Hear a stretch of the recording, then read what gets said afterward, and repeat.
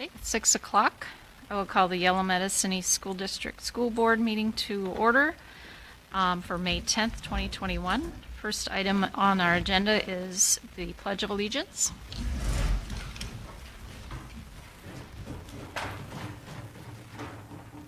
I pledge allegiance to the flag of the United States of America and to the republic for which it stands, one nation, under God, indivisible, with liberty and justice for all.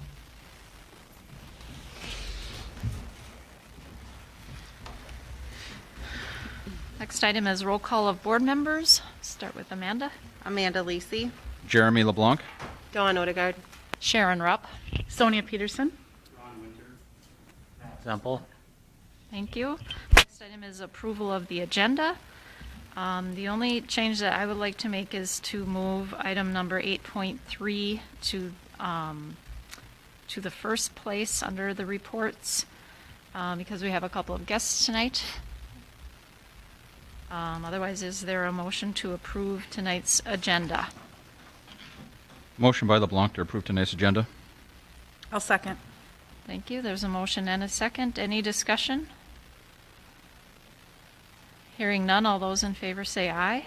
Aye. Aye. Opposed, no. Motion carries. Reading of the YME mission statement, and I'll be glad to do that. Our mission is to provide a caring environment of high expectations that prepares every student for a successful future and instills the value of learning. Next item is public address to the Board of Education. Anything not on the agenda tonight? Mr. Schneider, did you read any submissions? I did not receive any. Okay. And, so starting this month, Yep. that will no longer be an option. Okay, Not that I can't share what they say. sure. So yes, tonight we are allowing now guests in the room. We just ask that you wear masks and social distance to follow health mandates. Okay. Item number 7 is consent agenda. Is there a motion to approve tonight's consent agenda? Motion by Odegaard to approve consent agenda. There's a motion. Is there a second? Second by There's a motion and a second. Any discussion? Hearing none, all those in favor say aye. Aye. Opposed, no. Motion carries. Then we're on to reports, and we'll start with the Clarkfield Pool Assessment Report with Chris Webb, City of Clarkfield. So go ahead. Just You can- right up you here, folks, you next and to- Tom can step up here and kind of review the assessment if you don't mind going through a summary of that. Click it. So yes, my name is Chris Webb. I'm the city administrator for the city of Clarkfield. I just want to introduce myself so that the board can see my eyes at least, if not my face.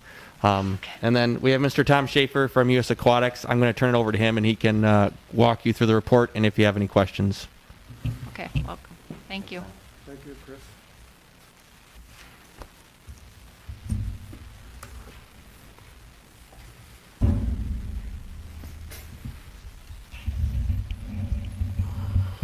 Thank you, and pleasure to be here to go through this assessment with you.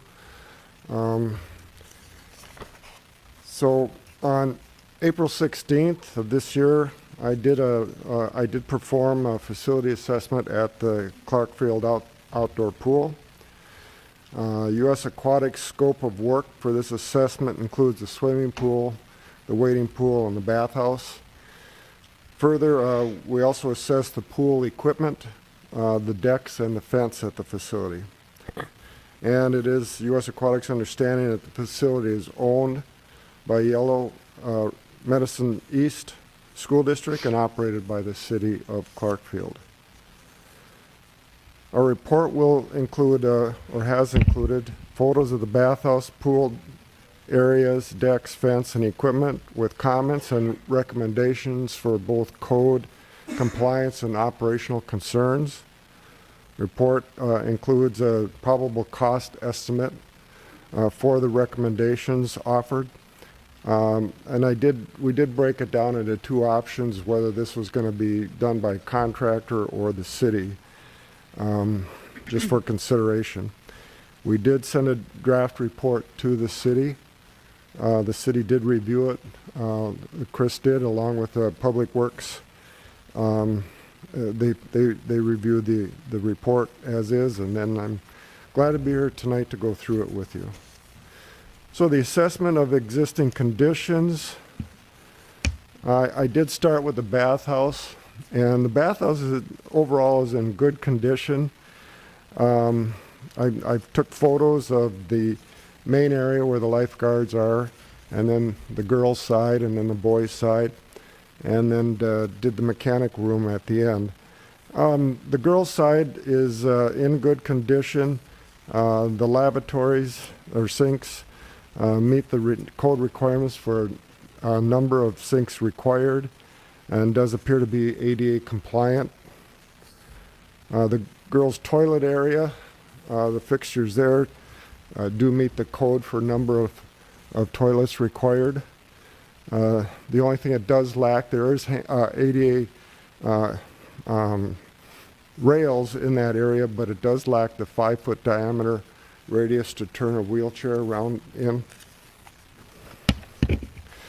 And then in the shower area, there's two shower heads. It looks like the one on the right has not operable, but I'm sure the city will address that. But there's also that in the shower area, that third area has the rails again for ADA or those with disabilities, but does lack the 5-foot diameter radius required. Moving over to the boys area, again, that area is in good condition. The lavatories, the number of sinks meet the requirement for code. The urinals meet the number of requirements, but they do appear to be very close together. I looked at the boys' toilet areas. According to the code, only one is required. I know originally there were two in there. I can see that the one on the right is not used anymore. And with that, if you did want to remove the masonry walls between the toilets, you'd have enough room to make the one toilet ADA accessible, and then the urinals could have a little bit more room and be further away from the sinks. But again, overall, the bathhouse, the foundation, the masonry, the roof, everything appears to be in very good condition. Moving outside, the first thing I did was look at the fence. The fencing that surrounds the facility is in good condition. It's all code compliant. I then looked at the decks, starting out near the bathhouse. There's a lot of cracking in the decks, and the decks are not flush with each other in those cracks. The state health refers to these as toe stubbers, and because everybody's barefoot around a pool. So the maximum allowable difference in height is a 1/4 inch, and there's a lot of them that are 3/4 inch to an inch. So those areas have to be taken care of. The areas right where you come out of the boys and girls area is probably the worst, and probably the deck should be replaced in that area. There are some other decks that are a little bit further away, but adjacent to the bathhouse. These cracks are a lot less severe, and the misalignment is a lot less. So there's an area where you could do some patching and grinding to make sure that they're flush with each other. On the south side, a portion of the deck was removed to be able to stabilize the pool wall. And what I noticed there is that the decks are only 3.5 inches thick and should be a minimum of 4. But the other thing that I noticed is that the reinforcing steel in the decks is not in the concrete, it's underneath the concrete. And city staff had said that when they took out the concrete, they noticed that most of the reinforcing steel was underneath the concrete and not embedded in the concrete. So it was not put in correctly to start with. The next area that I looked at was the deck on the west side of the pool. It's also in poor condition, and city had taken and removed out some of that, the areas that were the worst on that west side of the pool. The pool deck on the north side is in fair condition.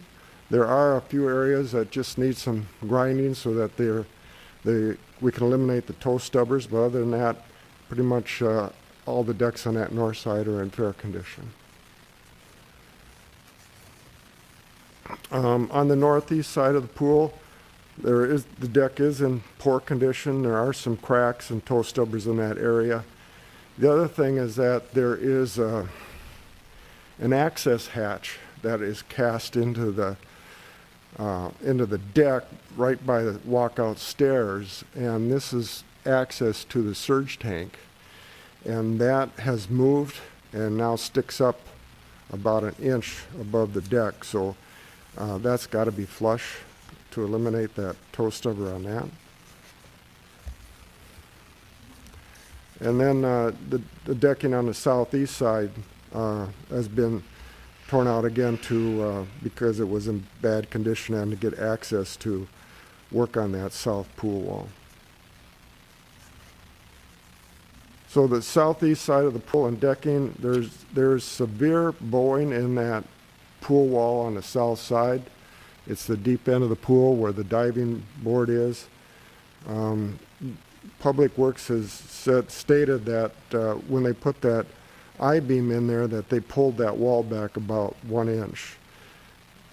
They've also attached those I-beams to the diving board foundation.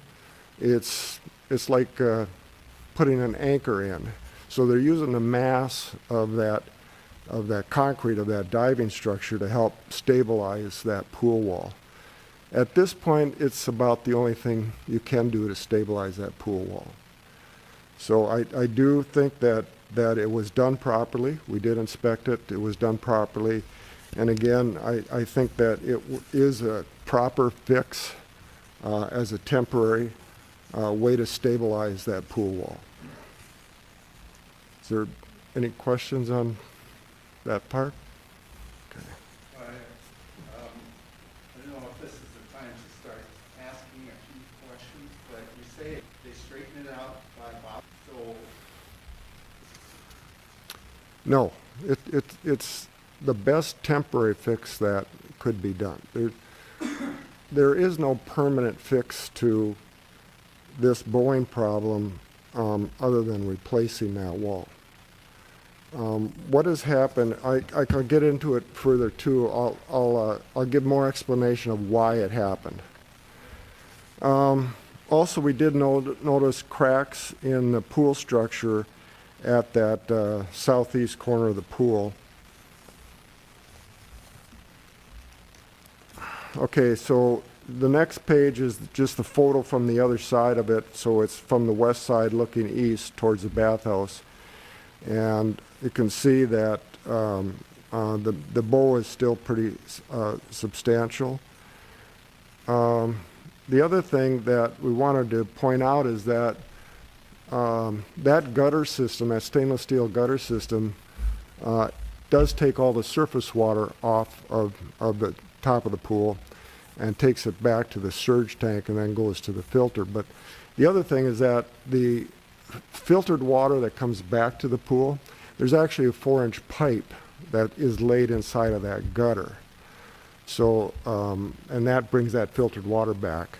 So there isn't any perimeter piping like you have on the wading pool. So we're not concerned about any damage that would have happened to that perimeter piping, or the inlet piping is what is referred to. But the city, in starting up the pool, is just going to have to make sure that there wasn't so much movement that it affected that pipe. Okay, the next page, it's called pool structure. What happened here, there's several things that that happened to cause the failure or the stress on that south pool wall. One of the things that I noted is that you can see in that photo, the concrete you're seeing behind the stainless steel is the top of the pool structure. Okay? The pool was made of pneumatically placed concrete. In other words, it was shotcrete. So it's a proper material to use for the construction of pools, but it isn't cast in place. There's a single form, which is the earth, the soil, and then the concrete is sprayed on it with a whole layer of a lot of reinforcing steel in that. And that's how the pool is constructed. But when it comes up to, they also make a haunch, what we call a haunch, where that stainless steel gutter sits. And what they did is they terminated the top of that haunch, unfortunately, about 1.5 inches below water level. So if you look at the photo, what we call rim flow is where the water is filled up until it rim flows into that gutter. The actual structure of the pool was terminated below the water level in the pool. That's what initially caused all the problems, because you can't get 100% seal between that stainless steel and the concrete. What they do is they install that stainless steel gutter system, and then they grout in the gap between that stainless steel gutter and the pool structure. And it wasn't done to the proper height it should have been. It should have been poured at least 1 inch to 1.5 inches above maximum water level in the pool. So that pool likely leaked or seeped water from day one. You can see in that photo that there is a crack, or the concrete has let loose away from the stainless about 3/4 of an inch. You can see that gap between that stainless and the concrete. And you can see a tremendous amount of rust, corrosion, oxidation, we call it, in that area. So we know that that tells us that water's been leaking for years. That water then has nowhere else to go but down into the soil behind the pool structure. Now in this area, there is a lot of sand, but once that water gets down there, it basically there's no place for the water to go. Once it gets into that soil, it just saturates that soil. Then what happens is that in the winter, that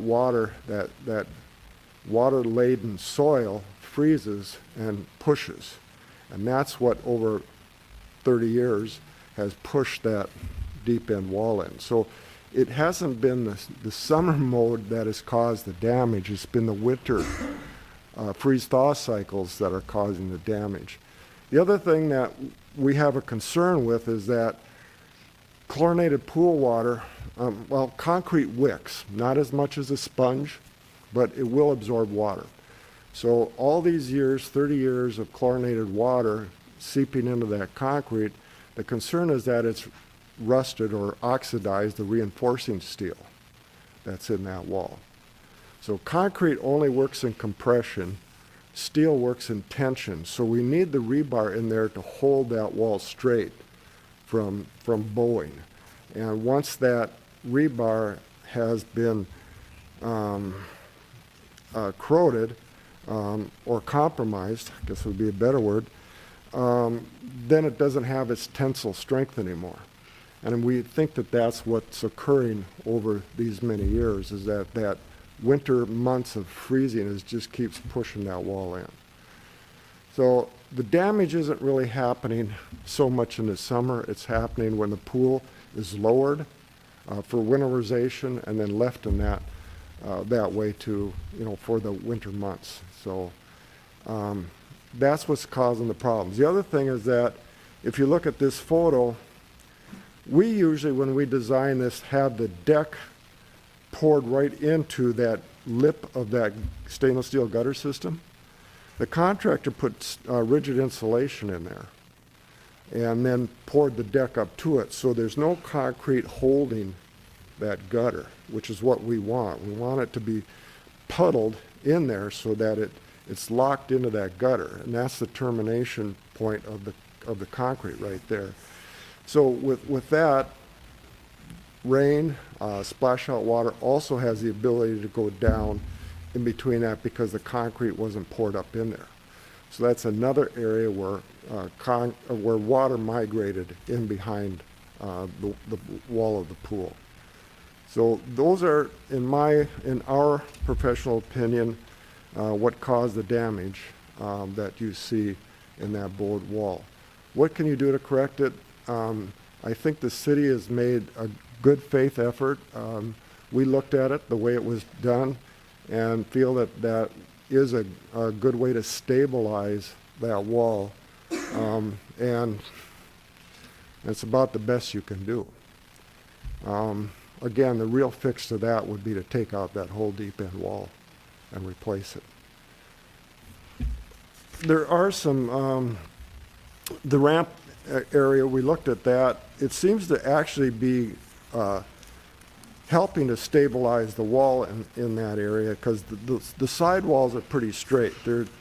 There's some photos in this where you can see all the way down to stainless steel and it looks pretty true and straight. So the only thing to really do with that ramp was to clean it up. However, the pool stairs are a little different issue. There we see a tremendous amount of cracking in the pool stairs as well, and some spalling of the concrete. Actual concrete is starting to spall off of the stairs, both the risers and the treads. So they do need some attention on that, some patching as well. Again, the pool walls are not, but we do see some cracking in that area as well.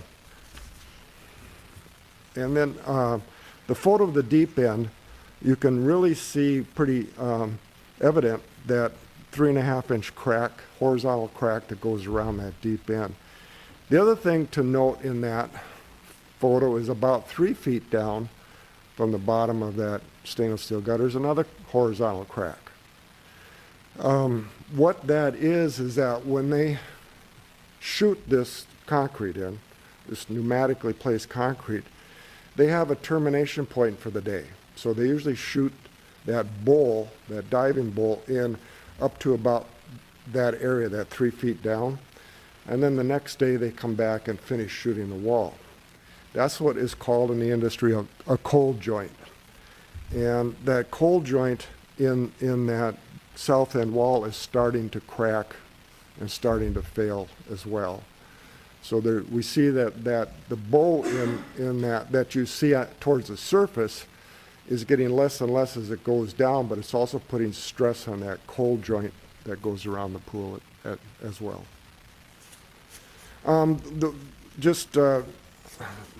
Due diligence. When we do an assessment, we want to make sure that the main drain covers are the ANSI stamp for anti-entrapment, both the state and federal law. We weren't able to see that, so we just needed to disclose that. I'm sure that the city inspects that before they fill the pool.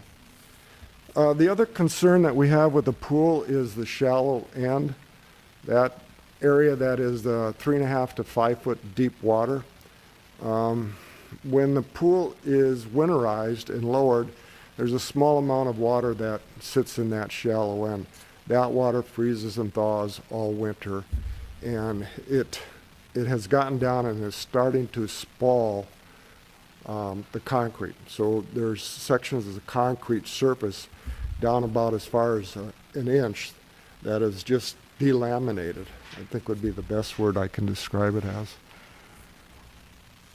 And the Public Works did say that this isn't the first year it's happened, that they usually do a lot of patching and painting in that area. Have done that in previous years. Is there any more? The next slide shows the waiting pool, so if there's any questions you have now as to what is happening, it certainly can address those now. You talked about replacing one wall. Is that common? Just to replace that wall? No, it isn't. It is not common. Would it be would it be worth the money?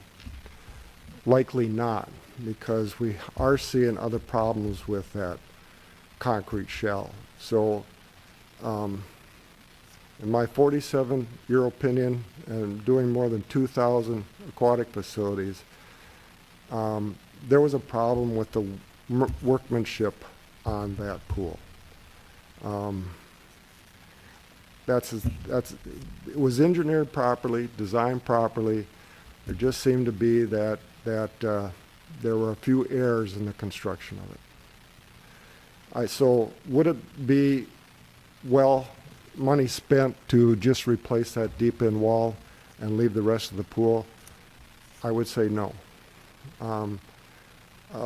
Our honest recommendation is to get as many years as you can out of that pool, and do only necessary repairs to keep it a healthy and safe environment for the users.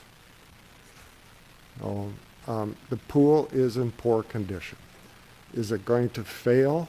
No. I think that deep end wall and the effort that the city made is stabilize that. Again, once you fill that pool with water and get it up to rim flow, there's no fear that wall is going to catastrophically fail, because the water in the pool is going to help hold that back. It's the damage, all the damage that's occurring is occurring in the winter months when the water's not in the pool. So once the pool's full, as long as you can keep the finish on it so that it isn't rough and cutting feet, it's fine. Now, how long is that going to last? I think this next winter will be the test case, because if the deck is poured back in, again, poured into that gutter system, so it helps hold that wall as well, so that if any more bowing have to pull the whole deck in, what we would like to do is if the pool is fixed and operated this summer, we'd like to come back next spring and see how well it's doing after another winterization cycle. So that's the best information that we can give you on the main pool. When you say there's no catastrophic failure, there's not a safety issue, correct? Not when there's water in the pool. The water will have about equal force as what the soil is on the other side. So it's not going to move with water in the pool.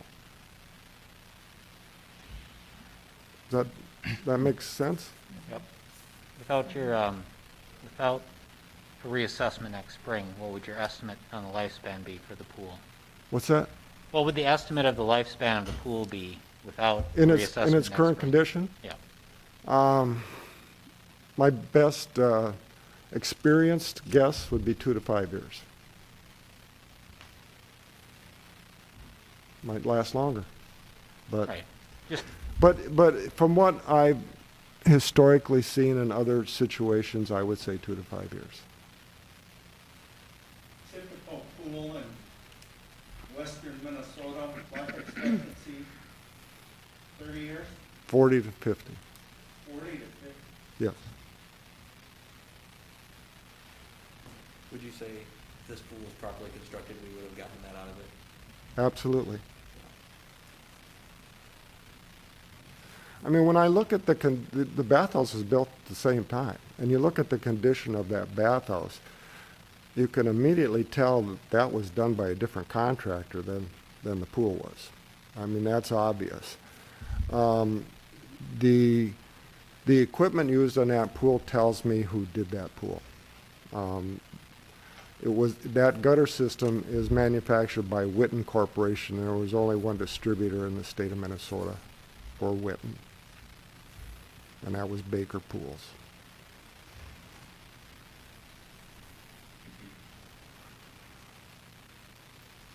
So you're pretty confident then in that spot where the wall is fixed in the high beam, laying a deck over there is going to slow the progress of the freeze-thaw dam. It's going to help resist the stress of the freeze thawing cycle. Yeah.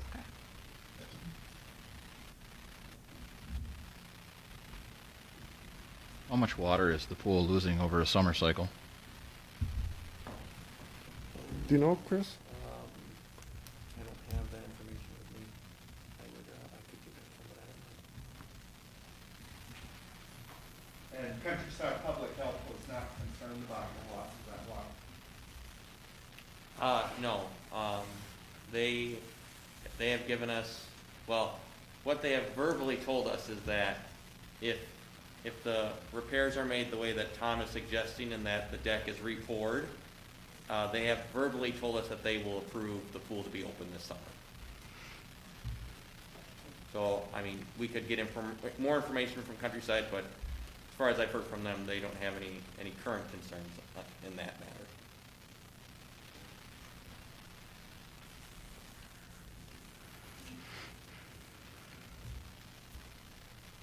Would you like me to proceed?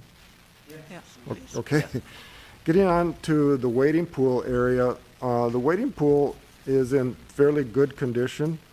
There is some minor, again, unevenness on the decks, but it is a lot less pervasive around the wading pool than it is around the main pool.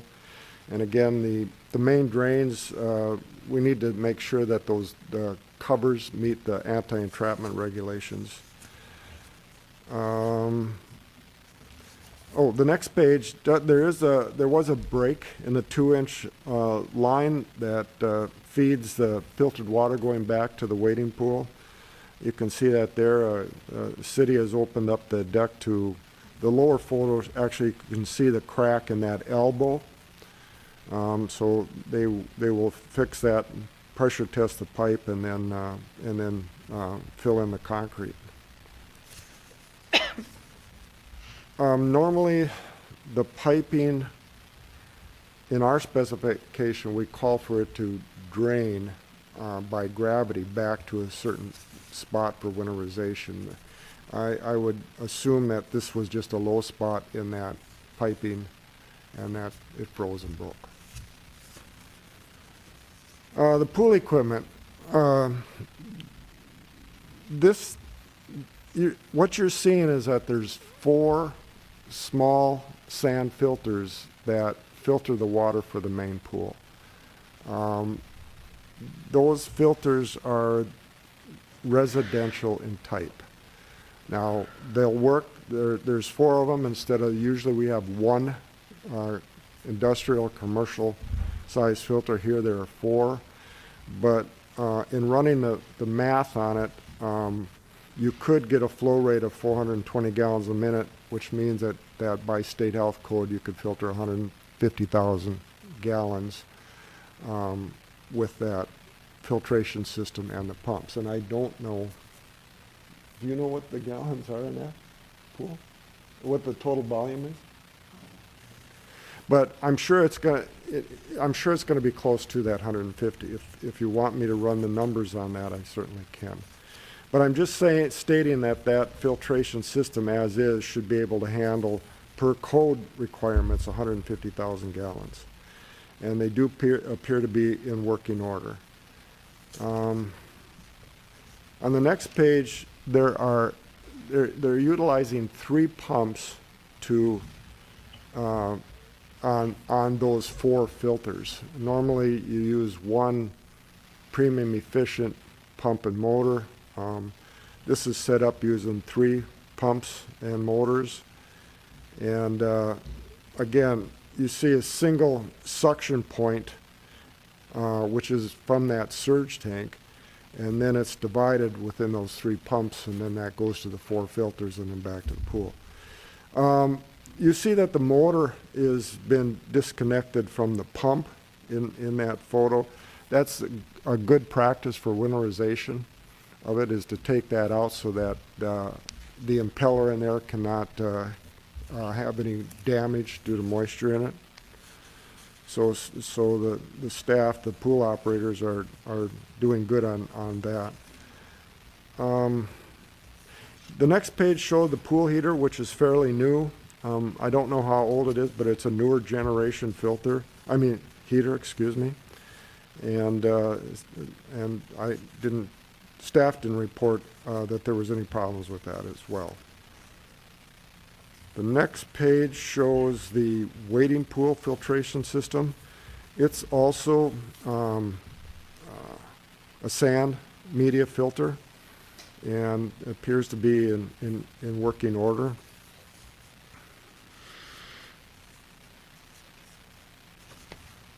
The mechanical room does show a little bit of moisture damage. I did talk to Public Works, and they said that they were planning on doing some painting in that area to get rid of that. And I did suggest that they put in a larger fan to circulate some air in there. And we did find out that there is some duct work in there to circulate air through that bathhouse. So they were just going to kind of investigate that and make sure it's working properly. That was it for the assessment. What the next portion shows is our probable cost estimate to do these repairs. And again, I don't know how much the city does and how much they contract out. So I tried to break that down into an option 1 and an option 2, and then I described whether the city is doing it or a contractor. So I'm really just getting to the point that if the city does it, it's going to be cheaper than going through a contractor. But again, I don't know how much the city can take on of this. That really is to be determined yet. I also, Chris has told me that they had a contractor lined up to replace that decks that they had to take out to do the repairs. So I don't know what that price was or how that was going to go, so that isn't included. But I can work with Chris to give you updates on any of this that you want. But this was just based on my observation.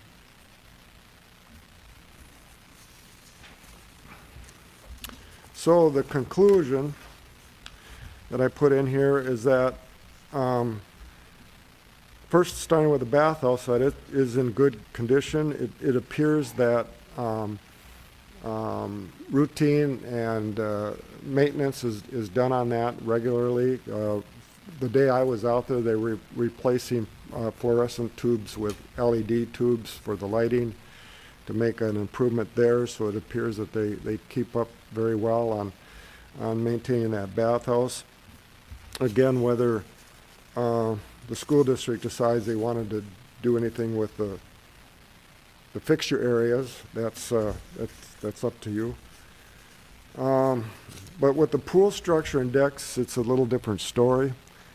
We do have concern in this conclusion for the structural integrity of that pool structure.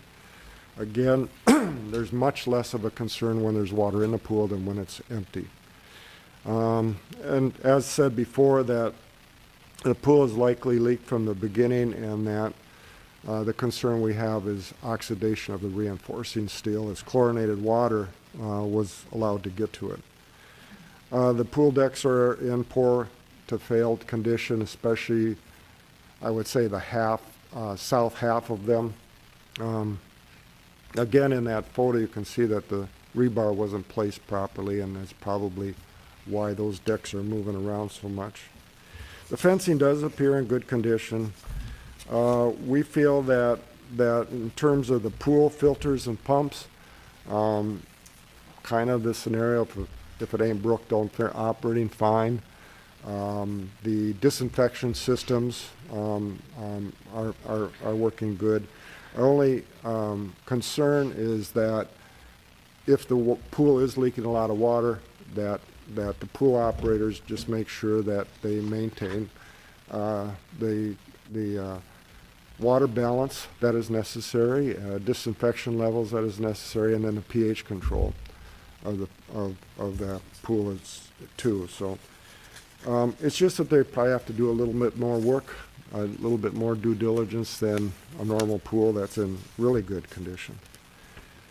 So the overall, those are more of a summary than a conclusion. I probably should have said it that way, but Our overall conclusion is that due to the existing condition of the pool and decks, U.S. Aquatics recommends performing only required work to keep the facility operating and code compliant.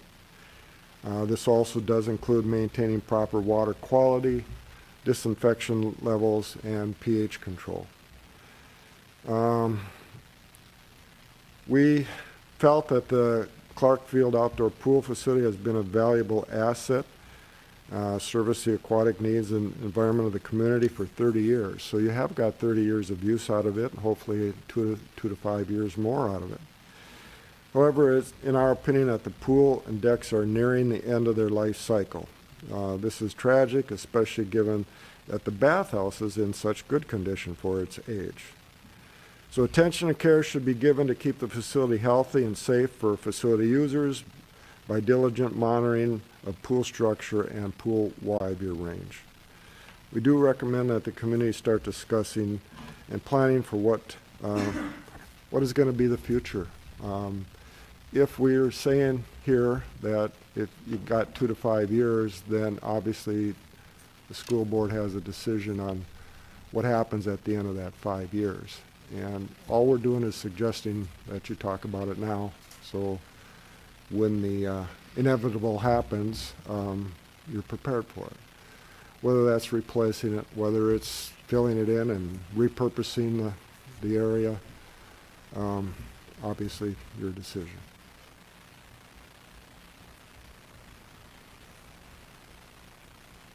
And that's the end of my report. Is there any other questions I could answer? One last question. What's the life expectancy of the bathhouse, in your opinion? Well, the way it's been maintained, I would say probably another 20, 25 years. I mean, I could see no cracks anywhere in the concrete. Even the mortar joints and all of the masonry is in good condition. You're not losing any mortar. I think keeping a good coat of paint on it has really helped.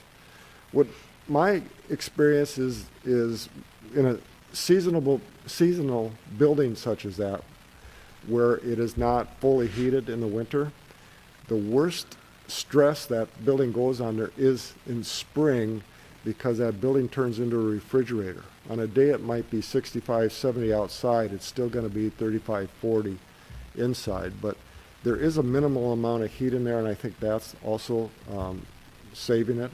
Because honestly, that for 30 years old, that bathhouse is in great shape.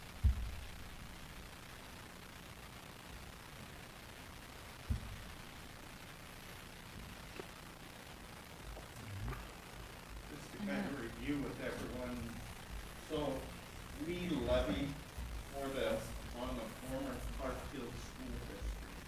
And so they're a school district entity, Clarkfield being part of Yellow Medicine East.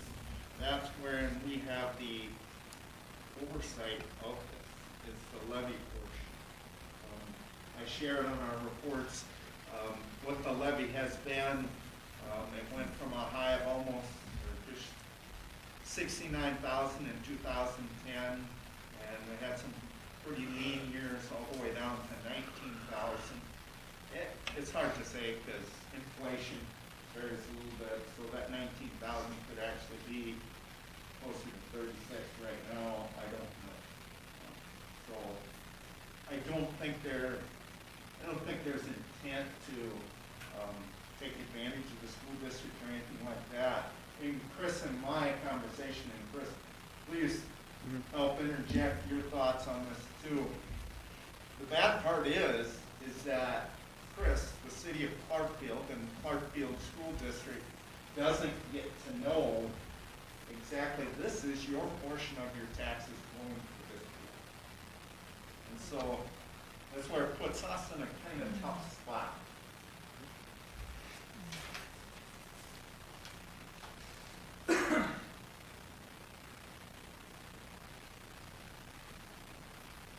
So any expense, the two different scenarios he talks about here, that expense would be levied against the Clarkfield School District property owner, right? That's more than the regular operating, so, because I'm assuming the operating is gonna be pretty close to what it has been in past years on top of that. So we might top that 69,000 threshold at the very least. I mean, looking at the budget in the last several years of operating expenses, I think it's fairly obvious that we'll eclipse the 69. You know, U.S. Aquatics has a fee, and then we're looking at, you know, that fee for, you know, a lot of the work that Tom's talking about, city public works can't handle those things, and the city has never, quote unquote, charged labor. That's just what the city considers day-to-day activities. So like, we don't charge the city an hourly rate for labor from public works. That's never been a thing. And so it's always the cost of the labor, or it's always the cost of the supplies, and that sort of thing. But the deck work, that large, you know, that's too big for public works. That would be a contractor. Pouring the decking, that's gone right now. But a lot of the other stuff that Tom has mentioned could be handled by public works, and that would be, you know, the cost of the supplies, the cost of the things. There isn't a labor associated with those items from the city's standpoint. So. But yeah, but with the contractor and then with U.S. Aquatics, I think we'll go over 69. Yeah. For this 1 year. Do you have any idea what kind of usage you get out of it? Yeah, so I did a little bit of digging on that. Oh yeah, that's fine. Yeah, thank you. I appreciate it. Thank you. So I talked to a couple different people in the community today. Talking to the pool manager, excluding last year, we took last year out. So 17, 18, and 19, those 3 years, we go pre-COVID. The pool averaged 54 people a day while it was in use. And then kind of as a benchmark to kind of measure that, I contacted the charter school. And currently right now, the charter school in Clarkfield has 66 students. Now that's pre-K through 6th grade. So again, I wanted to kind of take that number as kind of like as a benchmark. You know, obviously that's not all the kids in Clarkfield because that's only pre-K, preschool to 6, but I thought that was a good way to kind of judge, you know, kind of see an idea of a benchmark of maybe how many students and families are in Clarkfield.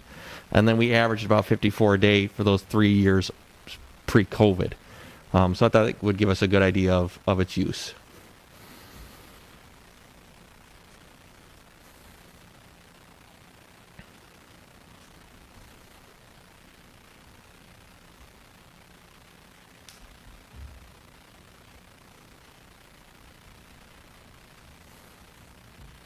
I mean, from the city's perspective, and I'm sure Tom has seen this a lot over his years, is, you know, the old Clarkfield School District is a larger tax base than what we would have with the city of Clarkfield. And so, you know, that's that works in the favor of the old, of why that, you know, that works in the city's favor why the old school district was used when this agreement was brought forth back when they did the merger. It's a wider tax base to net for paying for those pool expenses. I've talked with Rich. I know that was done with some special support from the legislature. So that's something that we could connect with our attorneys, our city attorney, and see if, you know, we have a couple years to plan. So if it took something special from the legislature when this first began, you know, 30 years ago when the merger happened, then that might be something that we need to look into to try to come up with a solution for this issue. You know, my perspective is things in government don't always like change, but 30 years ago was a much different time for the school district and for the cities, you know, for all the cities involved. So, you know, it could be worth it to look into on how we could come up with a solution towards that. Personally, I look at it as a valuable amenity for a small town. Yes, very much so. I think that's what we talked about too, is that that drives traffic, causes people to think about moving to Clarkfield or staying in Clarkfield. Those are all considerations, and I know personally, I don't want to make that decision.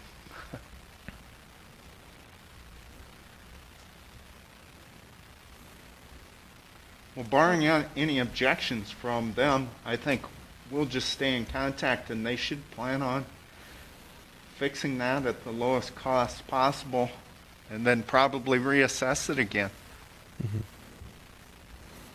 Yeah, I would support that. Yeah, to get it back up and working.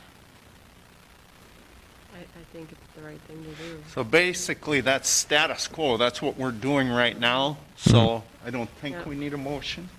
Okay. But if you folks feel differently, this is your opportunity. I really don't see a black and white solution here, Not easy. barring something catastrophic happening. One other question, Tom. Typical pool like that this year, 2021? Maybe I shouldn't say that because construction costs are so much higher now. What's the cost of something like that? Just if you replace the swimming pool, about $600,000. That's real Yeah. money. It is, but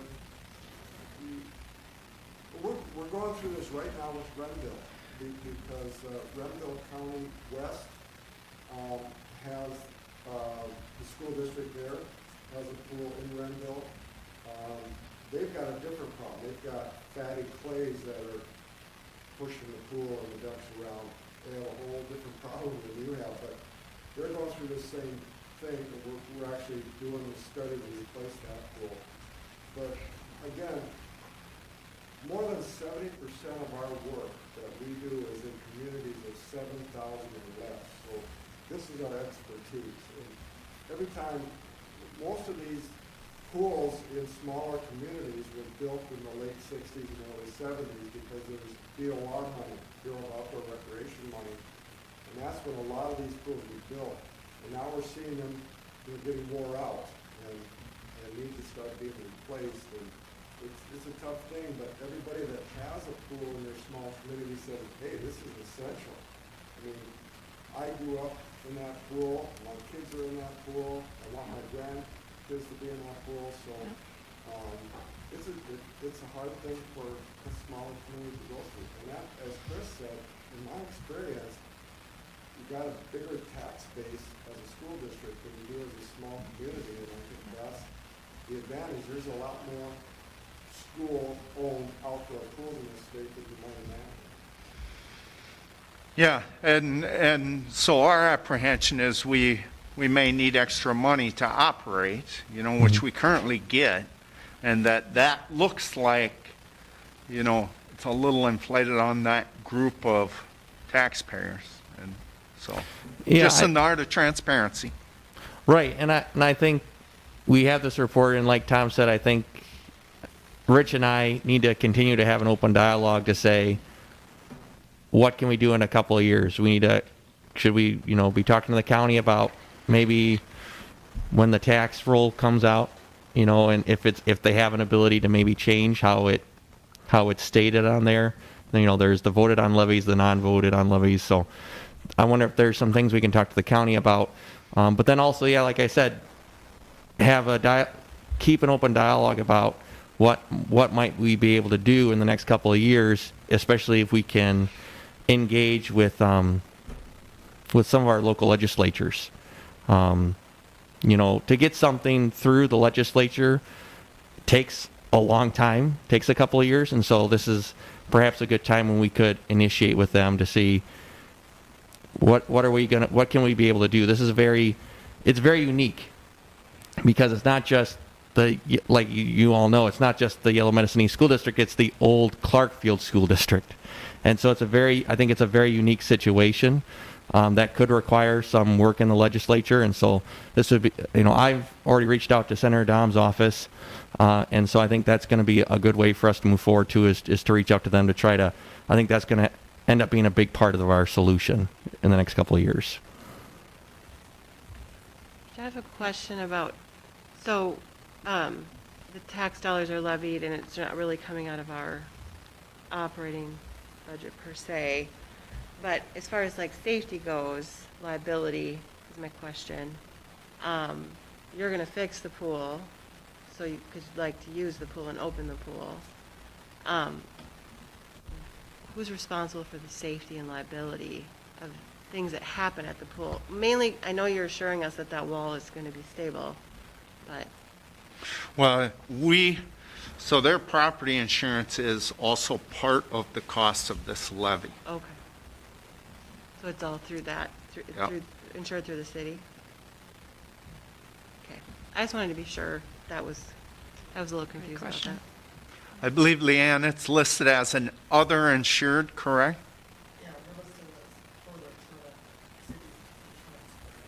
Yes, I believe so. Okay. Yep, the League of Minnesota Cities Insurance Trust is our insurance. Hmm. Thank you. Any other questions? I really appreciate the pictures because I'm such a visual person, but I did appreciate, and I could follow exactly with the descriptions. Any other questions for either of these gentlemen? Thank you for the information. Thank you. Yeah. So thanks for coming and the presentation. Thank you.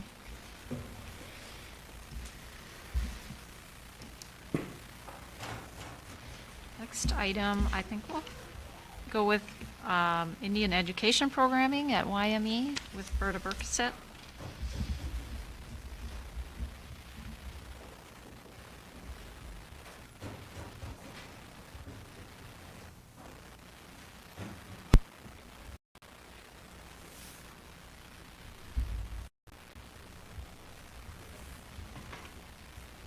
Good evening.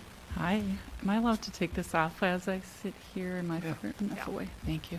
Mhm. So I believe Denise sent you the written report. I'm just gonna go through mine on my PowerPoint. It's easier for me to see with my grandma eyes.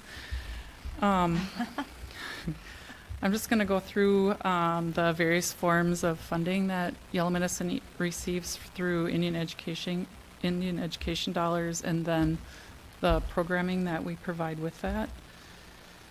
Tonight I'll use the term Native American. The federal government still uses the term Indian through their legislation just from years and years and years ago, and it would probably take an act of God to change that at this point. A lot of times you'll hear me also refer to the indigenous population at YME as my students. It's not because I'm that possessive, but sort of, but it just really eliminates some of the they and them language and enhances that feeling of community for me personally.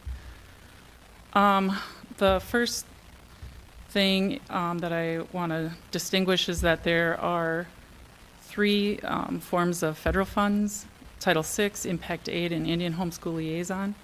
And then there is state funds as well. That's Minnesota Education Formula Grant funding that Yellow Medicine East receives. Title VI funding, the U.S. Office of Indian Education administers the Indian Education Program, ESEA, as amended by ESSA, which establishes policies and provides financial and technical assistance for supporting LEAs, Indian tribes and organizations, post-secondary institutions, and other entities in meeting the special educational and cultural related academic needs of American Indians and Alaska Natives. This program is in place so that these students can achieve the same challenging state performance standards and expected of all students. The program is the department's principal vehicle for addressing the particular needs of Indian children. So at Yellow Medicine East, the Title VI funds, the Title VI funds the Yellow Medicine East Middle School, High School Native American Liaison. The liaison provides tutoring, academic support, and advocacy for Native American students. The liaison is also key to providing communication for establishing and maintaining mutual understanding between the school community and the Upper Sioux community as a whole, as well as individual Native American families. This is a formula grant based on the number of Native American students that have a 506 form on file. The form indicates that the student is of Native American descent, and the Yellow Medicine East has received the following amounts as listed for each year. So you can see if you have the report in front of you from 13-14 to 2021. So it's about $29,000 on average since 2013-14. The federal funding always asks for a 504 or a 506 form on file. If a parent, when they're enrolling their student at YME, indicates that they are of Native American descent, then there's another form that asks them to list membership or as to what tribe they belong to. The state of Minnesota does not require that. So state funding would just based on parent identification. Federal funding, they have to have that form on file. Another federal, some dollars that Yellow Medicine East receives is federal impact aid. Impact aid is designed to assist local school districts that have lost property tax revenue due to the presence of tax-exempt federal property or that have experienced increased expenditures due to the enrollment of federally connected children, excuse me, including children living on Indian lands. Students living on Indian lands are counted. So any of the kids that are living on federal property, or students, native or non-native, with a parent employed on federal property. So Prairie's Edge Casino Resort, out at the Knock building, the social services building, any of those services that are on federal property, those students, native or non-native, are counted, living on or with a parent employed on. Per federal guidelines, this money is deposited into the general fund. So it's not just specifically a fund that Leanne keeps separate. It's deposited into the general fund. And we use a percentage of that for the Dakota language teacher. And then material and supplies needed for maintaining the Dakota language classroom comes from the general fund, obviously. So that's kind of where we use the federal impact aid. If you look at the totals, you can see that there was a huge difference for 2020, 2021. Just not as many kids living on federal property, so we had a difficult time counting, and we did not meet this magic formula. Can I call it that, Leanne? So we called, actually, Leanne and I talked with somebody from Impact Aid, and there is a hold harmless thing that we're hoping that Yellow Medicine East will qualify, and we will hopefully be able to get more money than that. We're working on it. The Indian Homeschool Liaison Special Education dollar, we received some dollars from special education. It's usually used towards like a portion of the salary that is not covered by the Title VI for the liaison position. That brings us to our state funding. The Minnesota American Indian Education Aid Program is what the state calls it now. It used to be Success for the Future. It used to be a competitive grant, but now it is based on a MARS student count from October of last year. MARS codes the ethnicity of student based on parent reporting. The amount of the grant is formula-based, and the formula grants the school $20,000 for the first 20 Native American students, and then $358 per student for the number of students above that, Native students above that. Yellow Medicine East, sorry.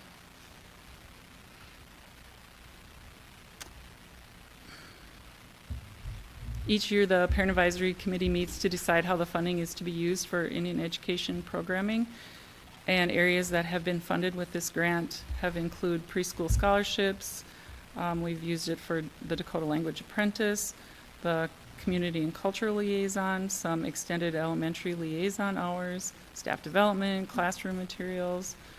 We had kids attend a conference and language bowl in the past, some summer Dakota history.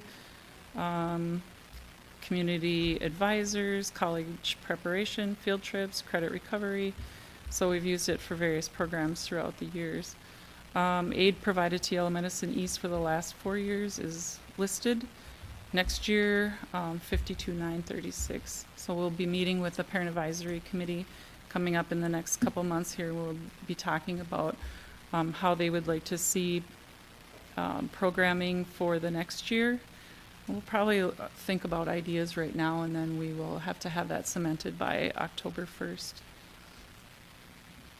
Part of the reason I'm here this evening is, as you know, the Indian policies and procedures were approved, and that is why the Yellow Medicine East will annually assess the extent to which Native students are participating on an equal basis with non-Native students in the district's educational programs and activities. So, with that being said, I'll just skim over some of these things. In April, when I did put these statistics together, there were 683 students, and 130 of those were of Native American descent, so that's 19%.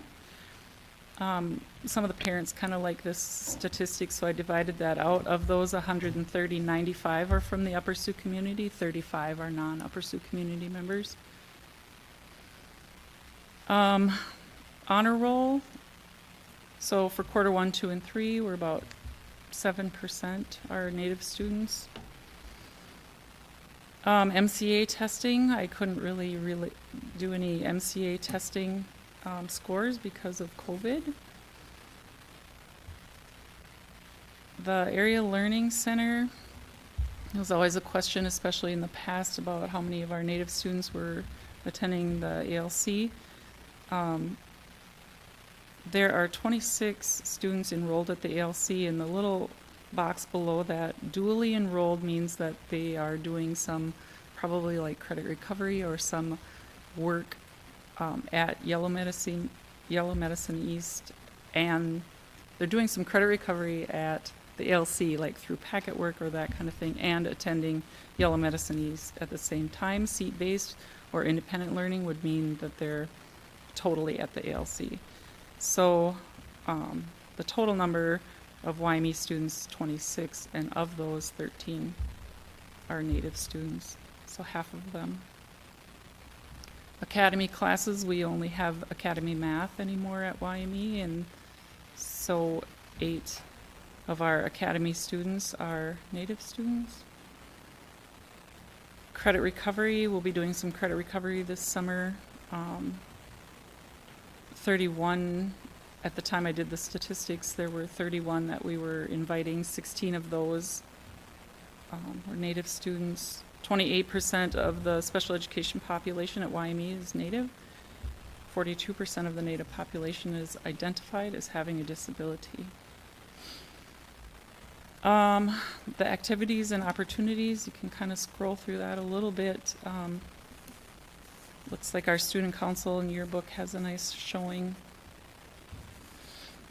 Band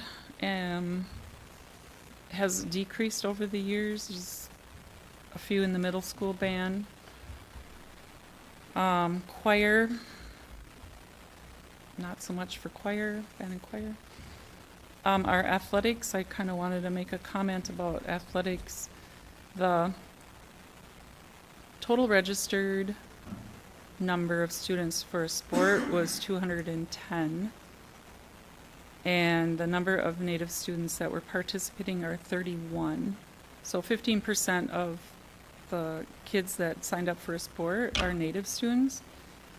But when I really took a look at that, I looked at how many 7th through 12th graders, how many Native students there are in 7th through 12th grade, and there are 60. So if there are 31 that are participating out of 60, that's like 52% of our Native students are signed up for a sport. So I thought that was a nice statistic. That was kind of fun to see that half of our kids are participating in a sport, because sometimes we're like, oh, where are all our Native kids? Where are all our Native kids? And they're actually out there participating. So sometimes it's like, well, how come they're not being seen? But they have signed up to participate in sport. The other thing I made a note of is that there are 2 sports that have more Native participation, more Native American participation than the others. and that would be boys basketball and track. And the reason I brought that up is because our cultural liaison, Adam Savariego, has been a coach at both boys basketball and track. And I want to make note that statistically, if you put a Native American in a leadership role, you will have more participation and more Native Americans following that. And so I like to see that statistic because it proves it true. And Adam has been a really great addition and really great role model for that. And I think that's just a little piece that shows that and proves that. And I don't know, I just really like that statistic. I just wanted to point that out. Our elementary athletics, there wasn't much to report due to COVID. Couple girls playing volleyball. Our attendance contracts we did differently this year, and there again, due to COVID, it was so hard to track attendance and what are we doing for attendance. I think going forward, we want to really kind of take a look at that at YME and see what changes we might be able to do going forward. RARB, we had 10 students that we looked at and referred to RARB/truancy, and 2 of those were Native students. Discipline, out of school suspension or in school suspensions for K through 5, 0 Native students. In school or out of school for our 6th through 12th graders, 0 Native students for our discipline. Dakota language, 7 students in Dakota language 1, 2 in Dakota language 2, and then this year, those of you that are familiar with our 7th and 8th grade rotation, the HEX rotation, Dakota language was a part of that this year. Ishna taught that as part of the HEX rotation. I have mentioned about the Parent Advisory Committee because when I gave this report at the public hearing, I wanted parents to get involved with the Parent Advisory Committee. We meet the 3rd Wednesday of the month at 4 o'clock.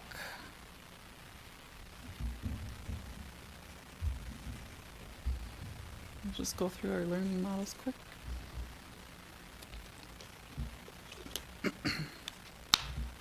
This year, students have had to adjust to various learning models at YME.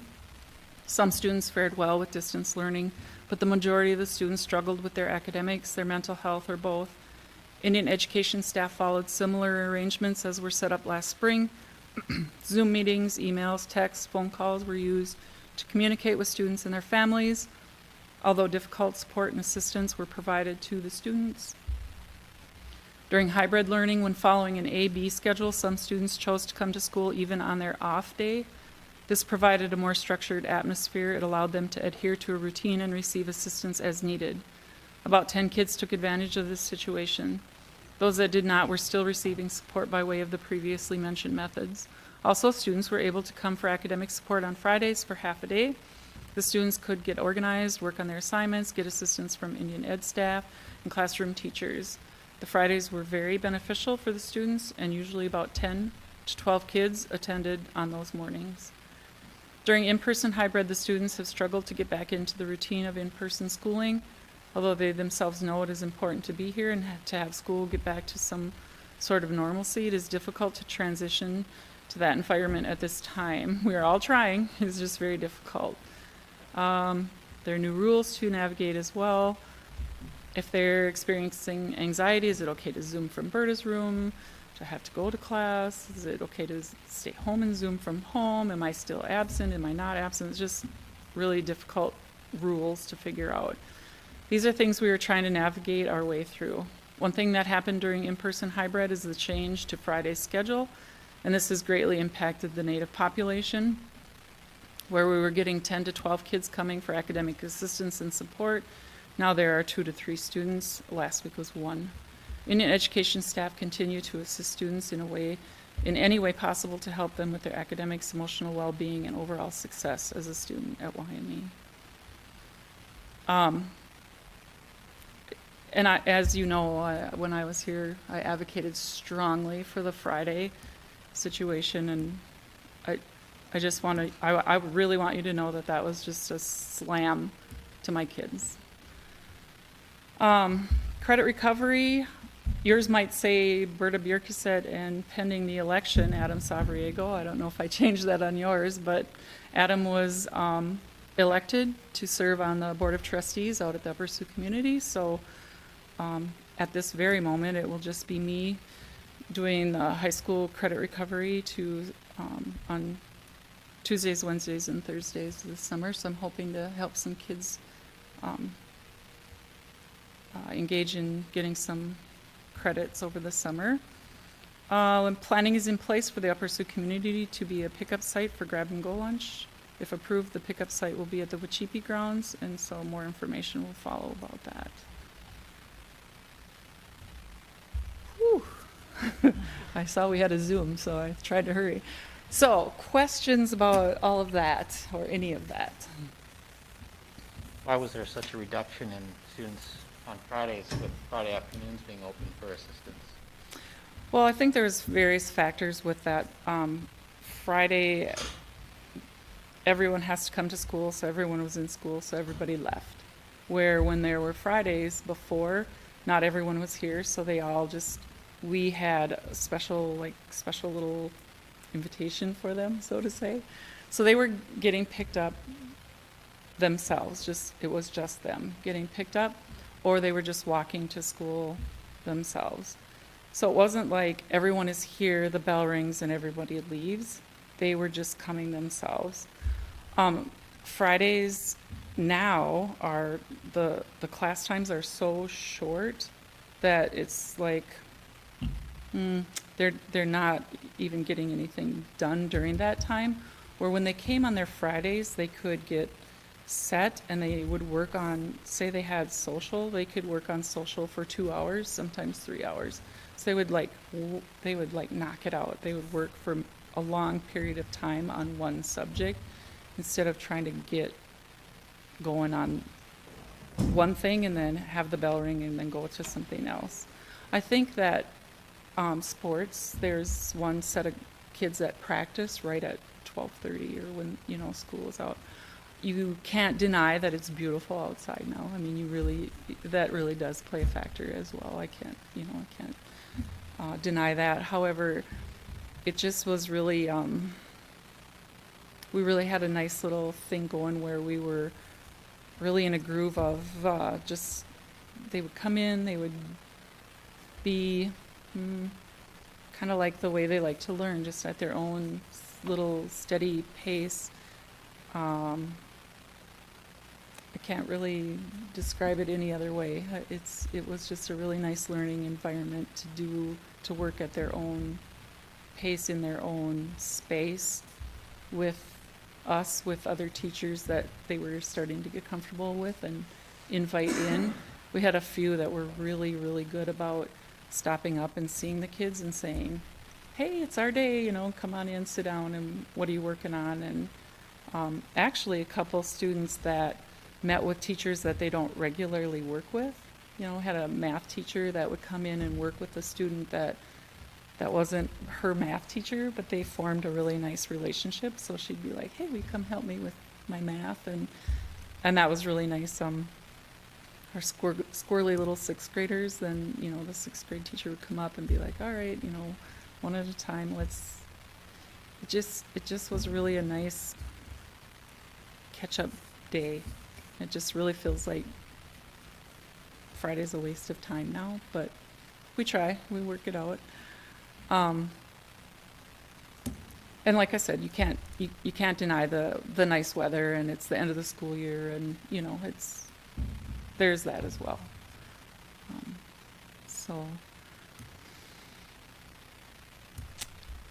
Anything Any other else? questions? As always, I appreciate you. Yeah. All right. Well, thank Okay. you. Thank you. Berta, for the Thank you. report. So we're to have a Zoom at 7:30, 7:21. If we can start with Mr. Luft, and we might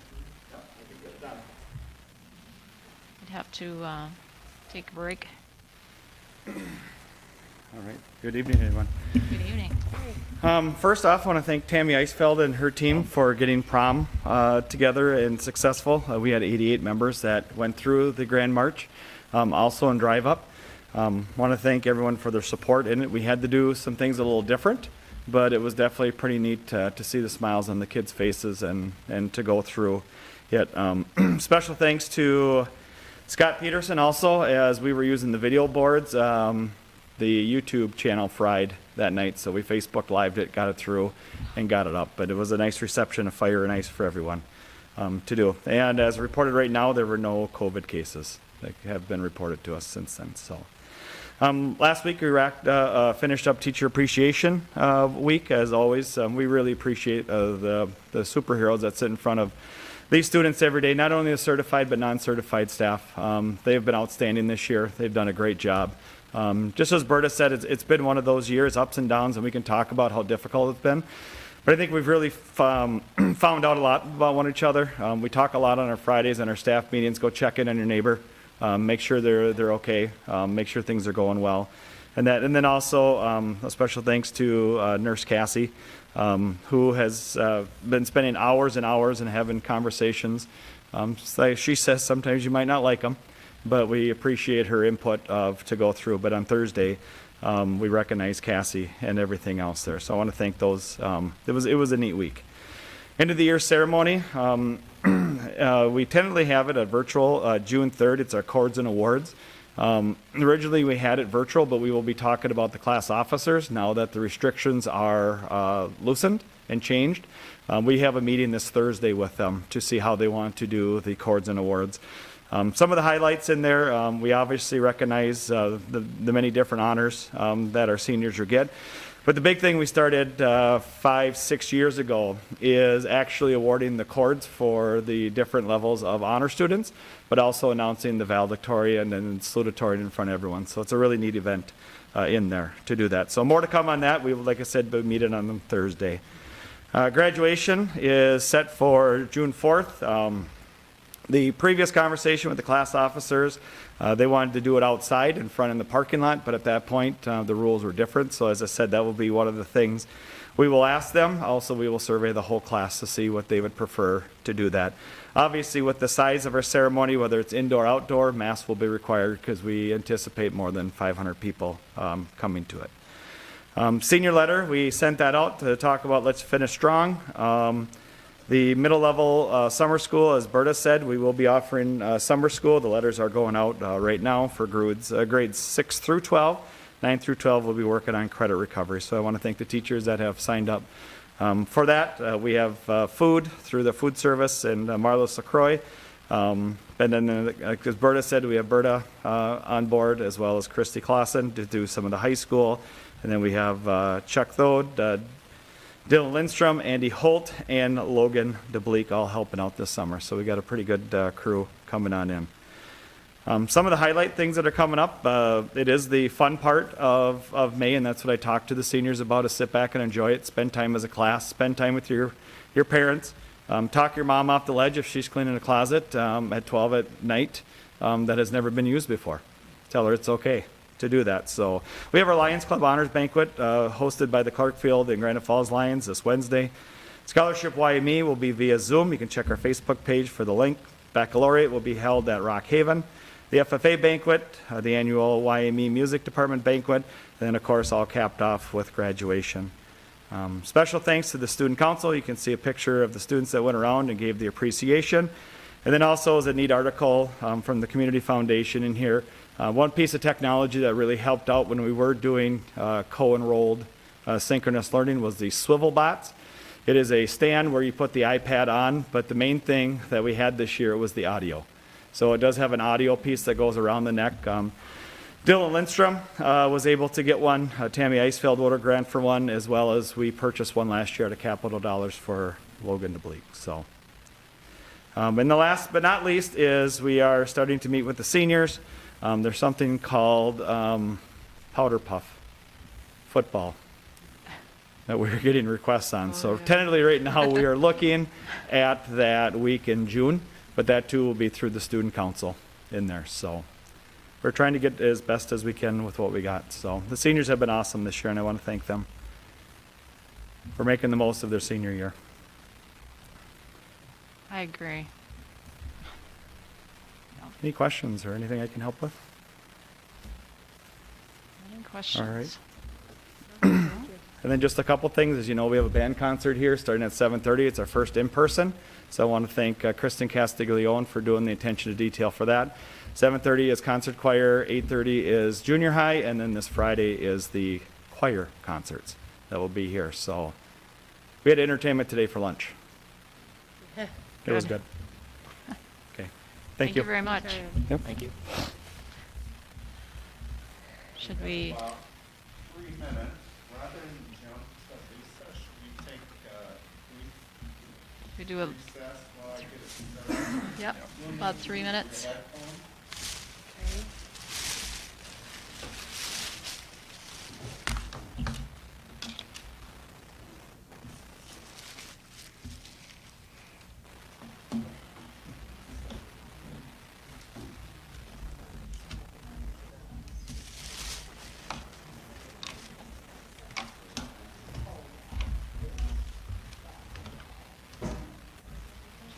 I assume we're just gonna be able to click on the link, I think, yeah. in theory?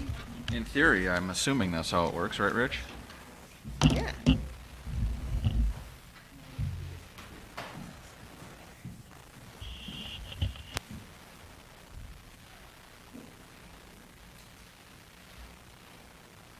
We're gonna give it a try.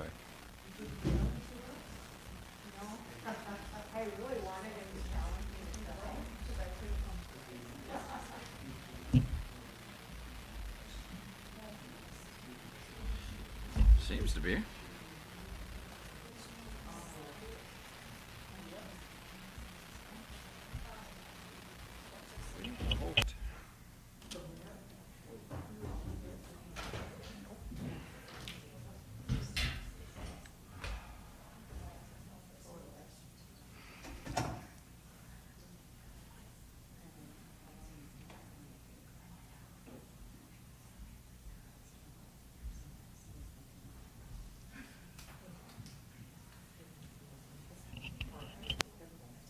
I'll leave mine off until this one here.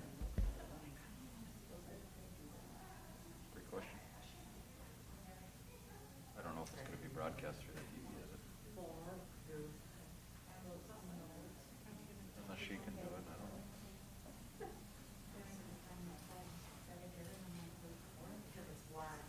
I think so.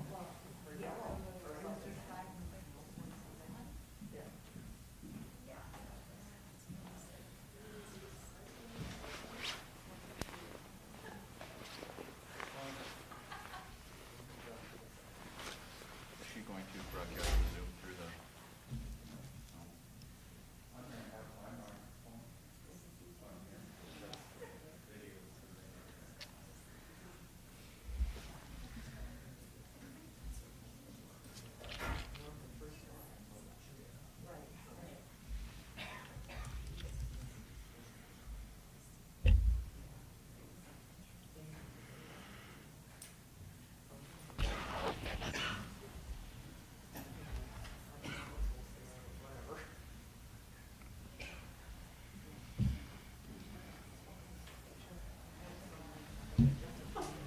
There's so many allergies flying around. It's terrible. Good evening, Gail. How are you? Good. It'll just be a couple minutes yet. We took a little break here and, Sounds good. You just let me know when you're ready.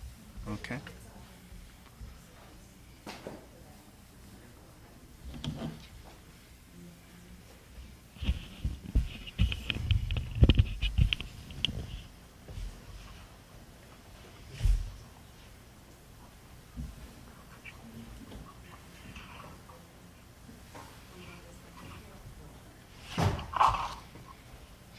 We adjourn.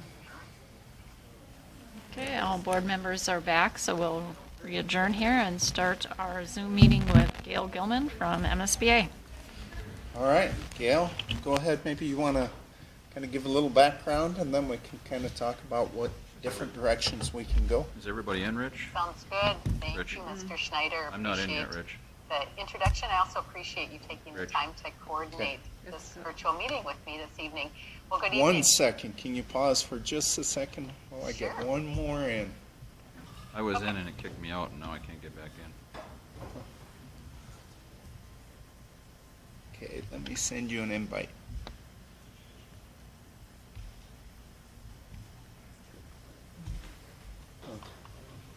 Shows you're in. Waiting room. Does it? All right, admit. Admit. I don't know, must not have real good connection here.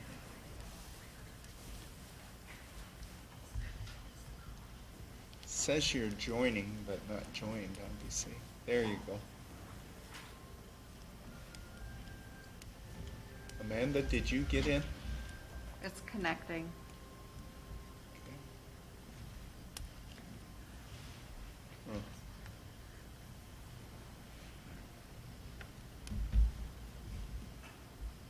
But now, There we go.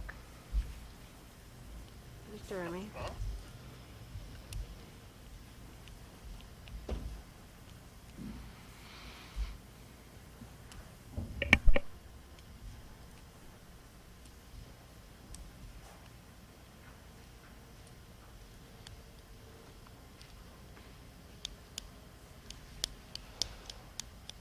got the same screen you got, Jeremy? Or is it just spinning saying connecting?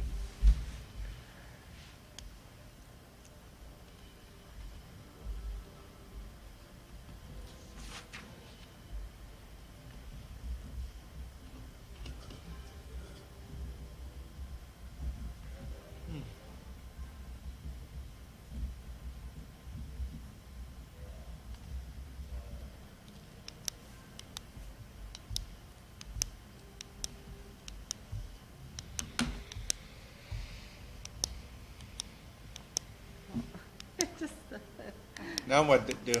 Nothing? I close it and then hit the link and then it just automatically, oh, there we go. Now I think we're good.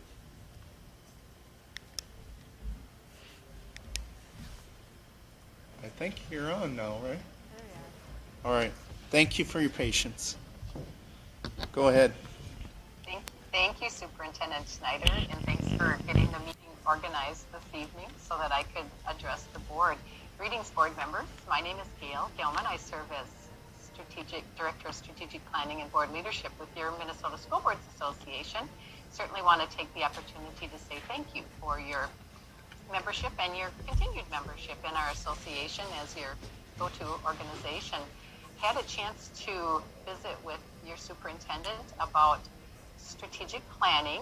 You have or had a strategic plan in place, which actually was created, developed by my colleagues at MSBA, former colleague Sandy Gunlock, I believe was the person who assisted you in the process. And as I looked at that, I have a copy in front of me.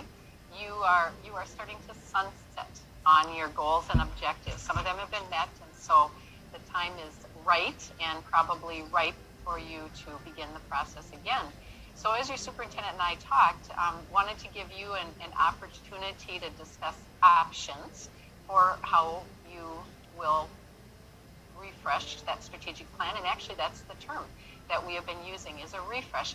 There's a number of strategic plans that Sandy and other staff members helped develop back in about 2015 that are now sunsetting like yours. And so we are working on doing a refresh. So a few things to keep in mind. You can, in the process, do a total redo of your strategic plan. That means that we would go back and revisit the belief statements, the mission statement, and the vision statement that were created. If you as a board feel that your current beliefs, mission, and vision are current, up to date, and they are in place in a way that you really want to keep them, which is totally up to you, then we can modify the strategic plan in that we would look primarily at the focus areas, the goals, and the objectives. And it could be, and Mr. Schneider, you could probably answer this question. It might be, are there any objectives that have not yet been met in the strategic plan, or do you feel like everything's been, I may be putting you on the spot, especially if you don't have it in front of you, but I believe we have some of both. I believe we have some that we have met, objectives-wise, and some that we had a timeline on them, but we had not met them in that timeline. okay, and that is not unlike any of the other school districts that I've worked with. So we would want to reflect that in the planning process too, if there are some things that you want to move ahead into the new strategic plan. Likewise, I always ask if there are any initiatives that are happening within the district. Initiative could be a curriculum review, a climate survey, a profile of a graduate. So anything like that that you want to make sure is included in this new strategic plan, we'll make sure to do that as well. Usually when I've done the refresh, we bring the strategic planning committee back together. If you can still identify them, if not, we start fresh with a group of stakeholders to help us in the process. And I've also done some where we've had some of the former stakeholders that were part of the process, and then I've brought in some new staff, new stakeholders as well. The stakeholders that would be part of the process would include students, both middle school and high school, your staff, both licensed and non-licensed staff, representatives of your administrative team, your superintendent would be part of the entire process, you as a board would be a part of the entire process, and then also we would have you invite community members in as well. So you have all of your stakeholder groups represented. The strategic plan is a visionary roadmap for you as a board to help make decisions, help lead 5 years or more. We have an internal survey and an external survey. The internal survey is for you as a board, your staff, your administrators, and I guess the staff would be licensed and non-licensed. The external survey, community members, and also for your students to participate in. And each of the surveys asks 20 to 22 questions, general questions about the school district that would help give us some idea of what stakeholders are seeing and thinking about curriculum, about staff, about facilities, about equity in the schools, those kinds of topics. So I think that would be part of our information gathering, is to do the surveys and then have a strat planning committee that would do a listening session. And then I think next step would be to have that strategic planning committee participate in a review of your current strategic plan, and then also start giving you some ideas based off of the stakeholder engagement report that I would provide for you. Have that strategic planning committee help identify some new directions and also give their seal of approval to those current directions that you have within your school district. And then the final wrap-up for the process, and this is something that we have added to the process since you last participated, and that is a combined wrap-up and goal alignment of your strategic plan. And so I do that by having you take the school board self-evaluation. And so in that final wrap-up in-service, we spend 2 up to maybe 3 hours reviewing the strategic plan and then talking about how you as a board team can align your new strategic plan goals with your own goals, also with the goals for your superintendent. So that's kind of a quick recap. I'm going to pause for just a second and ask what questions you have or what things are on your mind as you think about doing a refresh. And some of you, I think, I saw Director Rupp, it looks like you were probably part of the process before. You were nodding your head. I was, yeah, Yes. it was Okay. very valuable. Okay. Any other board members on at that time? Okay. Oh, several of you. Very good. Okay. Yeah, I So think you're- some of them, like Ron, you were on as a community member, right? Jeremy, were you on as a community? I was. And you were too? Oh, So, yeah. Very good. So lots of familiarity with the process. So the process is still very similar to what you experienced before. I think probably the biggest addition is the wrap-up that we do. I think it sets you as a board on track to lead based on strategic governance, and the process just becomes even more transparent and more clear for everyone, from you to administration to staff, students, and community members. You know, the end product, the end game on this is still the same, and that this is about student achievement for all. We also, since you've done this last, we include the world's best workforce requirement into the strategic plan. I don't know if that was in before, but we do include that in the process as well, and also try to build in some diversity, equity, and inclusion into your strategic plan. So kind of that forward thinking, if you will, for your focus. So what's a typical timeline look like for that? That's a good question. If we were starting from scratch, we would probably look at 12 to 14 weeks. I have always tell boards that I can condense it or I can expand it as you would like. With a refresh process, there's a couple of steps that we would not be incorporating. We still would want to start with the surveys about 3 weeks before any meetings happen. So 3 weeks with the survey out, bring the committee together in the 4th week, and then skip a week. We'd have a second strategic planning committee meeting.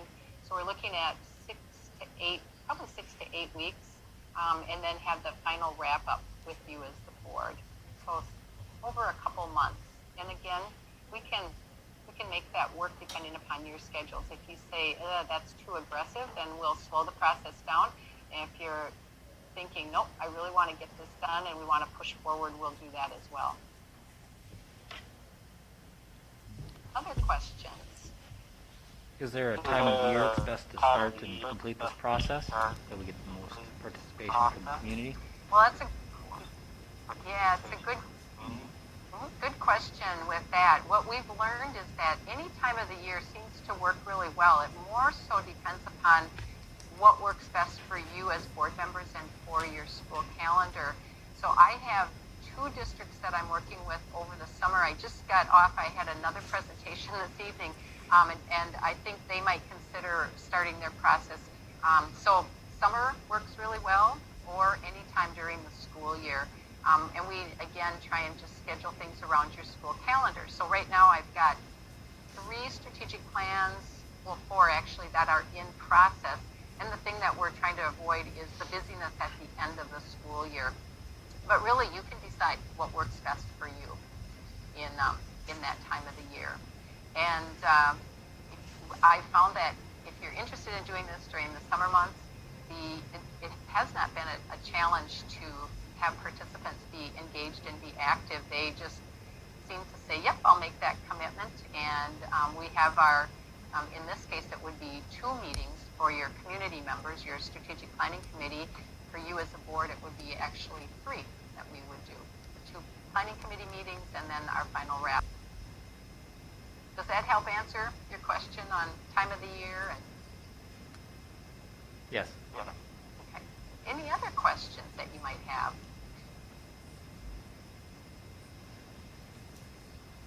Thoughts? Board members, what do you think? Are you more tending towards the refresh and push through that way, get our other committee? Now we might have to substitute some people in there, but rather than the full 12 to 14 weeks. How does the refresh process identify new goals or new concerns in the community?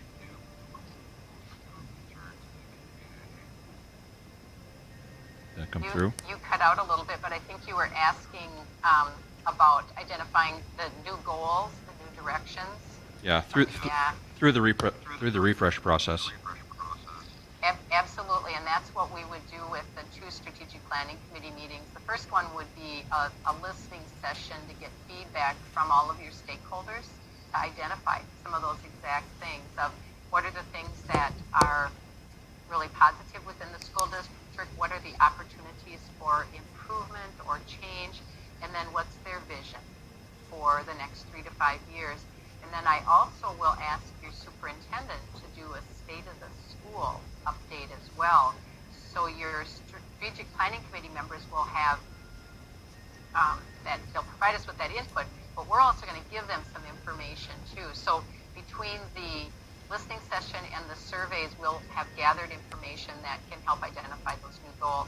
So definitely, I was looking at your focus areas. You've got provide student support, improve student achievement, long-term retention of staff, financial stability, and then the coordinated communication effort. And so we can even take a look at those. If those focus areas seem to be serving you well, or based on you can keep them, and based on the feedback you get from the committee, you might hear some other things that from the community, from your stakeholders, that would be an indication that you'd want to revisit them or rename them. Does that help answer the question? Yes, it did. Thank you. Okay, thanks. What other questions do you have?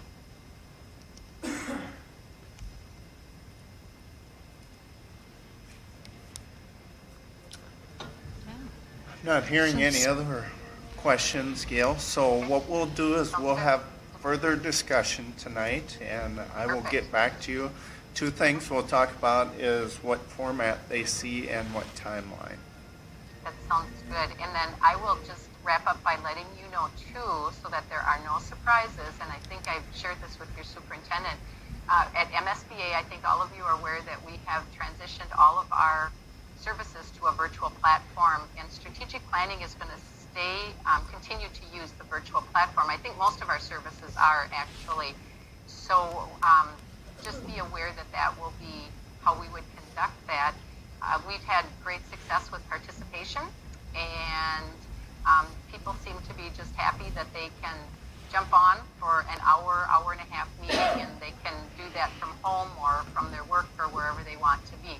Matter of fact, recently, when we had some warm weather, I had 2 farmers out in the field while we were doing a refresh of their strategic plan. They had their phone propped up and watched him. As a farm girl myself, I loved it because you could see him driving down, and then as he turned the steering wheel and came back, he was doing some digging, I think, prepping the soil that night. But anyway, we will conduct the process using the virtual platform format. So want to make sure you're aware of that. Very good. Well, Sounds fabulous. Thank you. I will look forward to hearing from you. And if there are other questions or things that I wasn't clear on, you need more information, I know that your superintendent will be in touch with me on that. Yes. Thank you very much, Gail. Thank you, Gail. As always. Thank you. Have a good rest of your evening. Take care, everybody. You Bye-bye. too, Gail.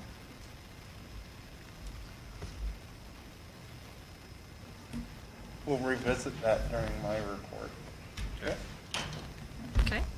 All right. So then next up is Mrs. Hanson. Kind of got lost in my agenda here. Mrs. Hanson with the Burt Rainey report.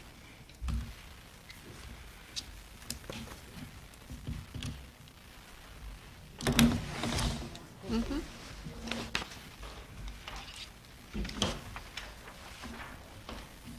Are they all the same view? They are. They're all the same. And a few of you may already have that. Good You evening. don't have 5 of them? Pardon me? You don't have 5 No, of I them? didn't bring all 5 views. No. Good evening, everyone. I have just a few items this evening that I would like to touch base on. Just reviewing our Friday afternoons at Burt Rainey with our early dismissal. We have identified approximately 15 K1 students who are staying Friday afternoons until dismissal. And they are working on word work, read and write, math games, some activity, and we have a story time and also an outside time. I brought we had our kindergarten kickoff, and last year we did it a little bit different. We're slowly getting back to how things were, but this happens to be every year we do a new t-shirt, but same design. It's just a different color, and we change the class up. So this is class of 2034 that will be joining us this fall.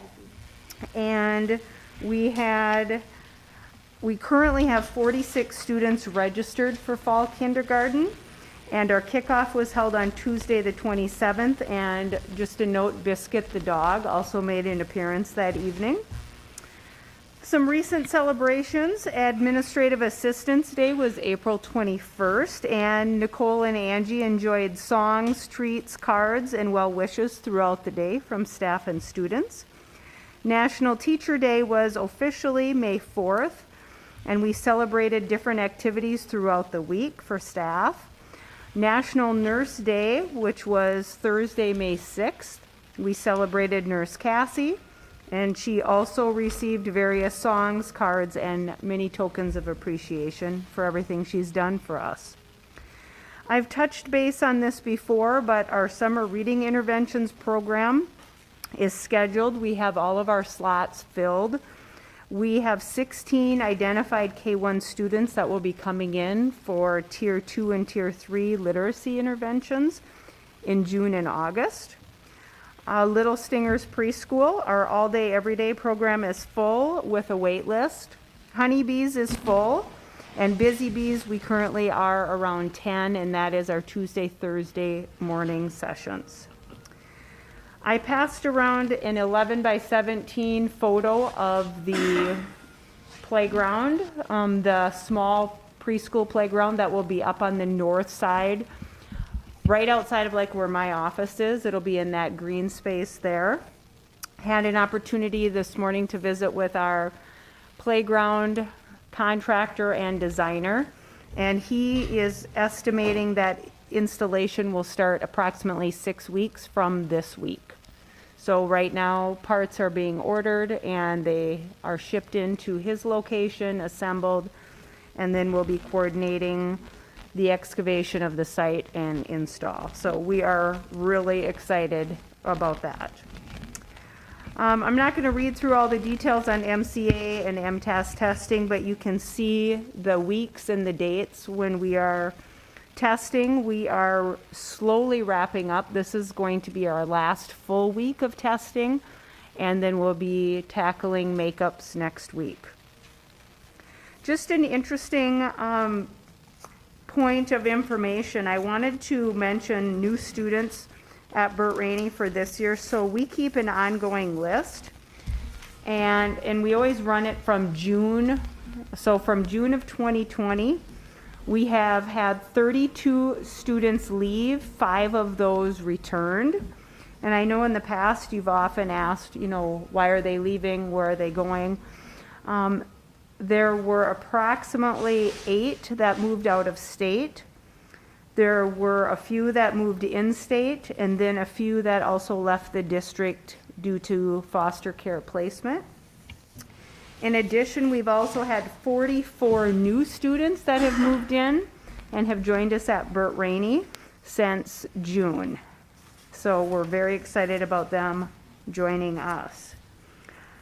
Retirements. We have quite a few retirements coming in this year, and I just want to first of all just touch on some certified staff. I went through, and the most current is that we have 5 certified at Burt Rainey that are going to be retiring, and I added up their years of history at Burt Rainey, 148 years. And for fear of, forgetting anyone until we get close to the June board meeting, we'll go through a few more details on them, but that's a lot of years walking out of the doors of Burt Rainey. And we're certainly going to feel that, and we'll be missing them as the year wraps up this year. Staffing update, one change that I believe you maybe already approved, Mr. Schneider, is that correct? Was that? Not yet. Not yet, okay. We were able to fill our elementary special education position, and later on in the board meeting, we're also going to be asking you to approve the elementary Phy-Ed position, which was offered and accepted as well. So we're really excited about that. That was fast, but any questions? Playground questions? Where is this at again? So do you know where the red fire truck is up on top of the hill? So right where my office looks out on the playground, Okay. There is a red fire truck that's out there, and it's the green space between the fire truck and the school. So those windows you see there technically is the south side of Burt Rainey. Right, okay. Now, Okay. Mrs. Hanson, this is just preschool playground? So It you're going is. to try to keep all the other kids off of it, correct? Correct, yes. It is, the equipment is geared towards 3 to 5. Very fun. And one neat thing you'll notice around the outer edge, that is, well, we call it the racetrack, but it is intended for trikes or any kind of riding toys. And you'll notice there is a gas pump, and the stop sign is not in the drawing, but it is on order, and so there'll be a stop sign installed as well. Very Last fun. year, we were the recipients of some trikes for our preschoolers, and now we're going to have a great place to be able to use those outside. That looks really wonderful. I hope the weather is nice. We're really excited, so. How long will it take to build? You said it start in about In 6 6 weeks? weeks, they're telling me it will be ready long before school starts. Okay. You know, it starts out with the excavation of the site, and then they bring a crew in that does, I'm gonna call it like the rubber pouring of the base, and then another crew will come in and do the install. So I think start to finish, pending no issues or weather, it would be weeks. So Okay. we will be ready to go for fall, and hopefully even sooner. Great. Okay. Any other questions for Mrs. Hanson? Thank you. Okay, Thank you for the fast report. Next up is district report with Mr. Schneider. Okay, she alluded to some of the staff, but we still have some positions that are still open. We're still currently looking to fill those positions, so we'll continue to work on that. You will tonight, as Berta alluded to, Adam Savriago will be resigning too, so that was one that was just added today. One thing not on there, but wanted to make you aware of, we still have not obtained a driver's education instructor for next year. It's roughly, to be qualified in that, it's 13 credits. The last instructor we incentivized by paying for that education, and then they owed us 5 years of service as a result of paying for that education. We have offered that again, and so far we have not had any takers. So, as you probably are aware, if you've had your children come through, that's a nice convenience to have right here. There are other options. A driving school is one of them, but we lose the control and the flexibility. We're at their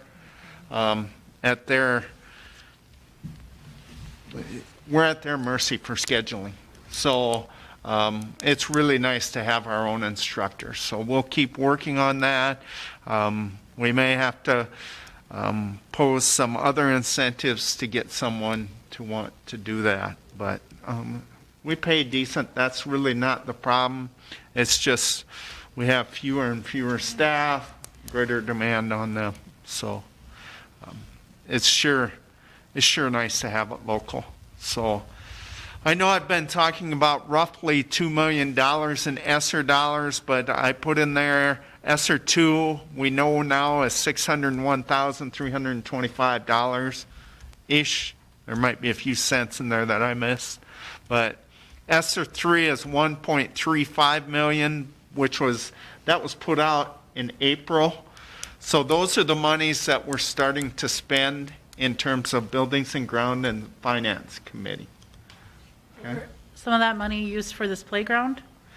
I applied for that at this point, but the buildings and ground approved it that if it did not get through ESSER, they would pay for it out of capital outlay. We wanted to go forward because we couldn't really wait any more time in order to get that contractor. So, Auditorium Reconstruction. So tomorrow I'll meet with Chris Kolseth, and we'll go through a few items. Epoxy flooring is one of them. Some additional cracks that Francis and I found in the auditorium area. We're going to have him look at. Right now, the reconstruction quote is roughly $465,000. Scaffolding today was, I didn't realize it was going to be this expensive, but it's in there for approximately $100,000 for scaffolding. So that seems like a big, fat, hairy number to me, but I don't know. And our insurance company gave us a green light to do it, so that's where we're at. We did have a meeting last week, and they originally the contractor had put in a suspended ceiling below that balcony, and so pushed back because my intent was that it would always be sheetrock, and I think we can get more headspace with sheetrock, and so they're going to put sheetrock in there now. So, questions about the auditorium reconstruction? Do they know when the scaffolding is going to go in? Yeah, before June 1st. They are jammed up, so they're trying their hardest, and I'll try and get a date again tomorrow. So, not just you guys are anxious about it, I am too. But really, we're getting an advantage out of this right now, and our band and choir can use that space. So, that's a positive of that. COVID-19, so you're probably aware the constraints are going to slowly taper off. I think we'd be a fool to believe that we're going to get to 70% vaccination rate. So you're going to be wearing your mask through July 1st. Here's part of the problem. The COVID vaccination, Pfizer has, right now the president is supporting an emergency use authorization for that, which would mean that it would go all the way down to 12-year-olds. Well, when you think about that 70%, we now just increased our denominator. So, FDA approved that this afternoon. oh, they did. Awesome. So that's a matter of time, and Upper Sioux Community has already set one up for the 13th, and so if that comes out tomorrow, our 12-year-olds can hop on there and try and get an appointment. So our numbers remain very low. In fact, Renville County is even seeing dramatic improvement. So we're, knock on wood, hopefully headed in the right direction. So again, thank you to Upper Sioux Community for making available to us a testing kit for a rapid test that we can get results back in 15 minutes. So that will be great. That could really be a game changer for us at this point. Ryan explained graduation. Giving you a heads up, our MVCC offices are moving across the hallway. That will give Tara Miller her own office. Tara Miller does all our HR, health insurance, all that stuff. And right now that business is conducted out in the open. Not really very private. That's not a best practice for us. And so we can put Tara back in that corner back there, a nice office, and she can put a table in there and be able to meet with people. Even, you look at lots of times when we have a retirement, a spouse will come in or together. The two of them will come in and have discussions, and that really should be handled in private. So she usually has to go try and reserve the fireplace room or sometimes go into our break room. So. Staff development plan calendar, you'll see it's really, those are just the dates for next year. Really not a lot of change there, but I just thought I'd make you aware of that. Dawn, don't forget at the end when we do celebrations.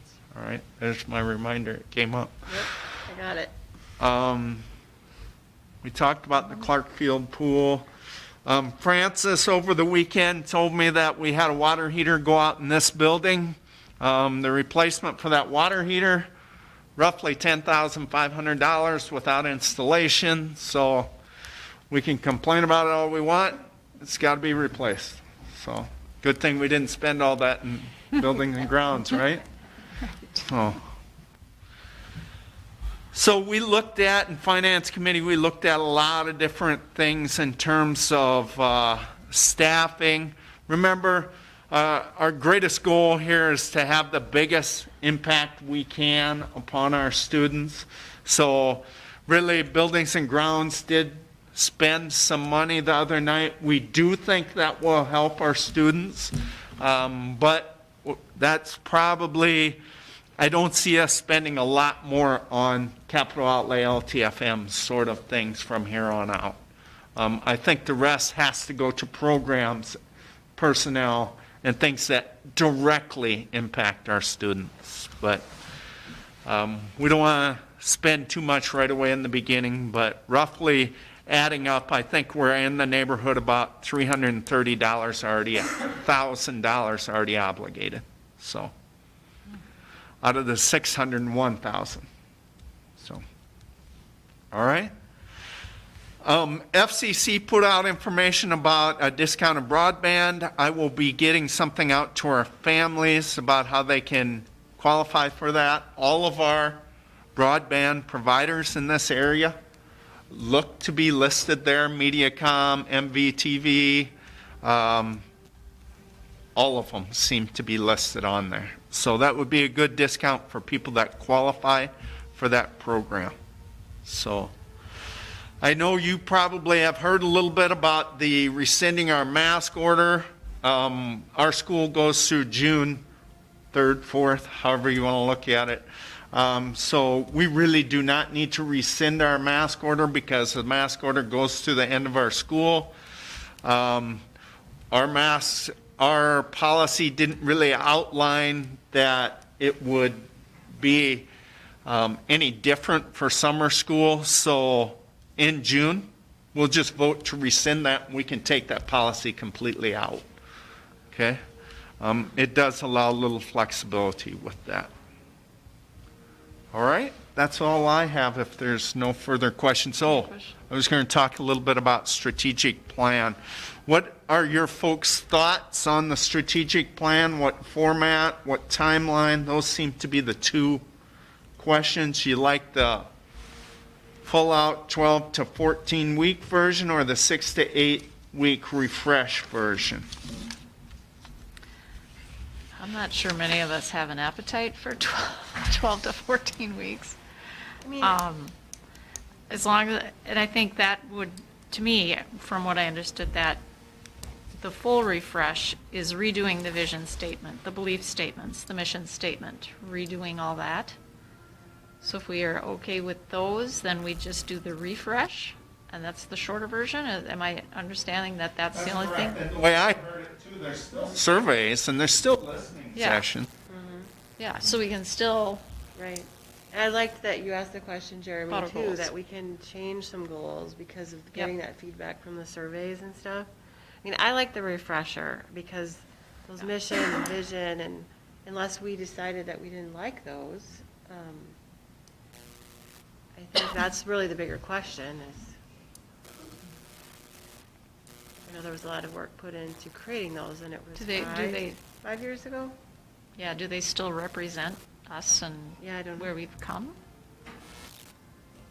I feel like they do. I agree with both of you. I like the refresh session as well. Yeah. My only concern is to do it too hasty and we don't assess the needs of the district. Yep. Quite a bit's changed in 5 years enrollment-wise and everything else. So I just want to make sure that we're not rushing it too much, that we skim over those areas we really need to dive into. Do you think it would make sense to, before we decide and schedule, that we actually just review all of that ourselves, like either at a meeting or something, just review the mission and the vision and just talk about it and like, I mean, I realize we're still representing the group that, helped create that. Because if we all agree that it still sounds really good, then refresh might be the right way to go. But if we're like, maybe that's not us anymore, I don't know if we can answer that question unless we look at the vision. Okay, so maybe in June you would like a Yeah. report That would be on the strategic plan to revisit where it is? Do we all have that? A copy of that? Isn't it on? It's on the website. It's on the It's on the website, It's isn't on it? the website. Yeah.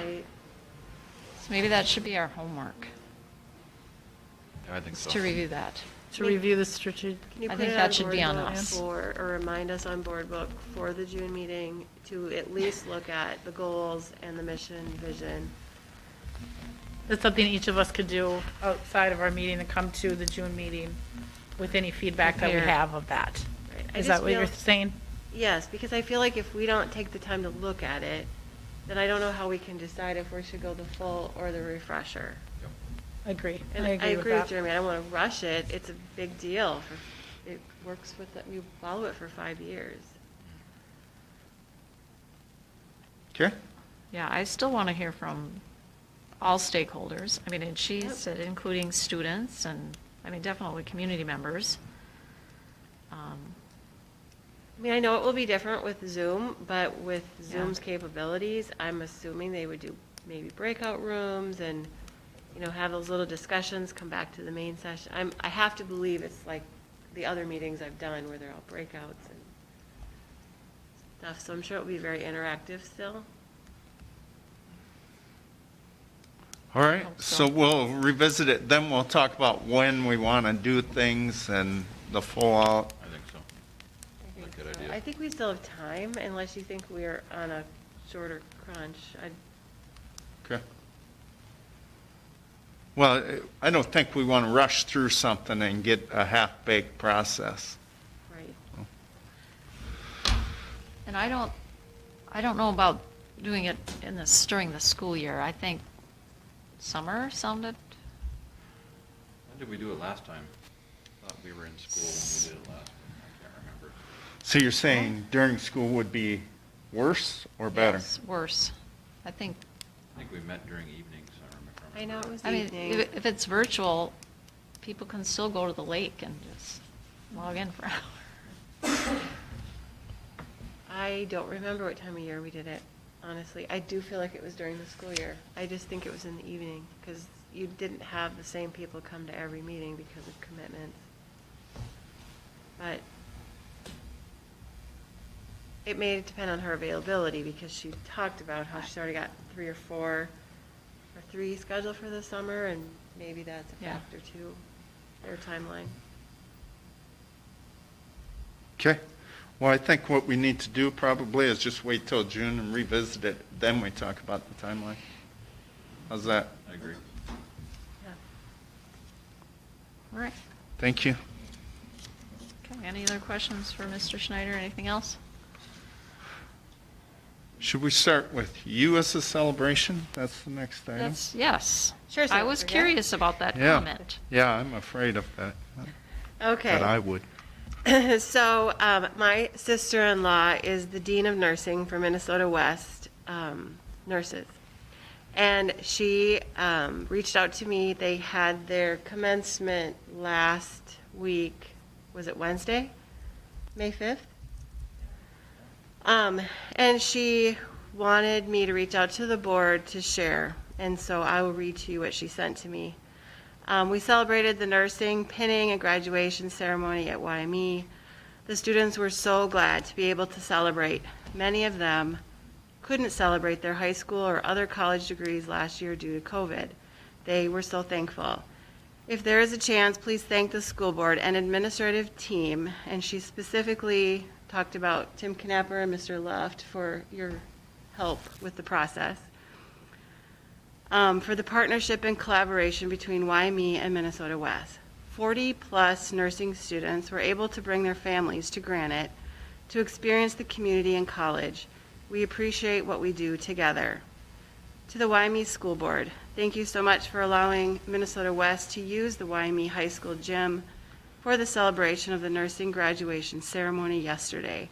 We appreciated the opportunity to celebrate the student achievements in Granite Falls. The students and their families extended their appreciation of YME hosting this special celebration. Many thanks. And I just thought that was worth That's sharing great. to everybody, because it is such a good partnership that we have with Minnesota West. Yeah. And even Tim Knapper pointed out, when I talked to him, he said that they let us use that softball field all these years, and it's just a good partnership. Yeah, they've usually used our auditorium for their Right, and she said it Congratulations. worked out really nice. I'm sure it was a little chaotic getting students out of the school, which I believe was part of the assistance, but. that's all I Thanks had for to share. sharing that. Hmm? Thanks for sharing that. Yep. That's great. So now I'll read the rest of these, which I think is really, really great that we can take this time to appreciate everybody's hard work and great work that they do here. And I do like this comment from, I'm assuming this is from Mrs. Hanson, about that a lot of these came from staff members themselves. Yes. So, and that's what I wanted when I started this, was I wanted, us to recognize each other. So I think that's great. So first one is thank you to Sherry Schneider for always sharing resources and her expertise with teachers. Mrs. Schneider empowers her students daily and is always encouraging her students to learn more. Thank you to Burt Rainey Elementary School 5th grade team, Luann Pozlowski, Amy Herneman, and Jenna Lisi, for always thinking out of the box, for finding solutions to difficult problems, and for working together as a team on a daily basis. Thank you to the Burt Rainey Elementary staff for all their efforts in hosting the BRE Kindergarten Kickoff event that occurred on Tuesday, April 27th. Thank you for welcoming our new families and for making them feel welcome. Thank you to the 4th grade team of Roxy Tanner and Trish Jessen for all your hard work in putting together the BRE 4th grade states projects that were highlighted on Friday, May 7th. Thank you to the BRE staff who have assisted with MCA testing at BRE. Your ability to provide a calm atmosphere for our students is appreciated. And thank you to Teresa Lightfoot for being an incredible team member that goes above and beyond for other staff and students. Thank you to Peggy Quam for going the extra mile to help students. Peggy is always flexible and finds ways to help students and teachers. Thank you to Amy Engesser for sharing her expertise with staff and students. We are lucky to have her on our staff. From the middle school, high school, a thank you to Christy, who has transitioned to the office to cover the YMIC time slot this spring. She has taken the position and everything that comes with it in stride. I want to say thank you to Mr. Schulte for his time as success coach for this year. Trevor worked extremely hard to make sure our high school students were making strides academically during the variety of learning models throughout the school year. A big thank you to Kim and the middle school student council for organizing special events during advisory. This has brought a friendly, competitive spirit to the school day while encouraging physical activity. And the English staff, Kim Hafer, Dylan Lindstrom, Samantha Plosick, and Trevor Schulte. The math staff, Kari Coulter, Scott Jans, and the science department, Dylan Lindstrom, Jake Suter, and Steve Petrick. Our special education staff, Rick Meyer, Matt Hafer, Phyllis Little Creek, Andy Holt, Amy Stewart, and Deidre Lisi. Want to thank all of those departments for their focus, flexibility, and continuous encouragement of our students in grades 6, 7, 8, 10, and 11 over the past 3 weeks during the MCA testing. This is always a stressful time for a school year during statewide testings. And from the district, special thanks to Tara Miller for her commitment and dedication to our staff. She is often the face of our district as current and potential employees consider a career at YME or MVCC. She drafts pay proposals, discusses benefits, helps administrators navigate licensing, and advocates for the good of all of our staff members. Her value is especially apparent during the pandemic when she was able to interpret and assist administrators with implementing the many rules related to employees. This spring, she also spearheaded our health and care insurance bidding process, which is a large undertaking for a single person. She is an irreplaceable asset to YME and MBCC. So thank you to everyone. It truly does take a village. Okay. Next item is committee reports. We had a finance committee meeting on May 3rd. I remember talking a lot about the ESSER money. And I think that was the discussion where it came from our decision to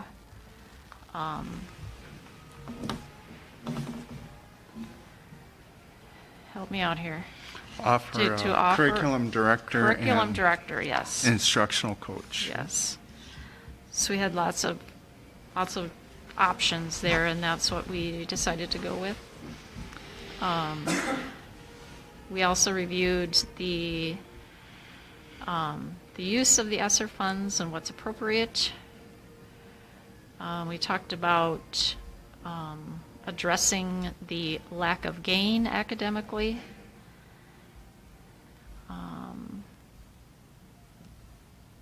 So Jeremy, do you want to add anything? I'm sure I'm missing something. We talked a little bit, and it ties to the ESSER money, about offsetting some of the expenses for the capital outlay and long-term facility that the building grounds ultimately took Yeah. advantage of that. So we sent the recommendation to them that the committee was in favor of that.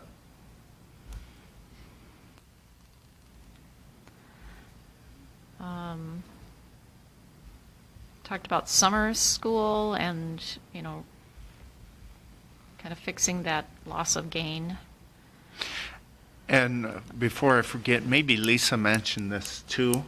So normally we offer summer school not just for those students that are identified, but for other students. This year we sent out our brochures and our pamphlets, and we got next to no interest in it.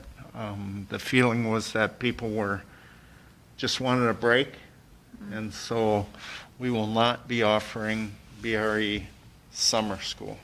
So we will continue with the interventions program for the K-1, but not the other exploratory type summer school activities. Okay. We also talked about approving some additional hours for Cassie this summer, for whatever summer school needs might be with the COVID mitigation, and then also preparing for next fall. And then we approved the distant learning contract with Southwest West Central for next year's distant learning.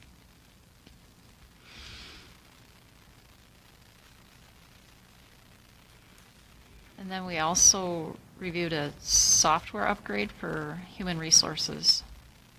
We talked about that it's a lot less paperwork. So, okay.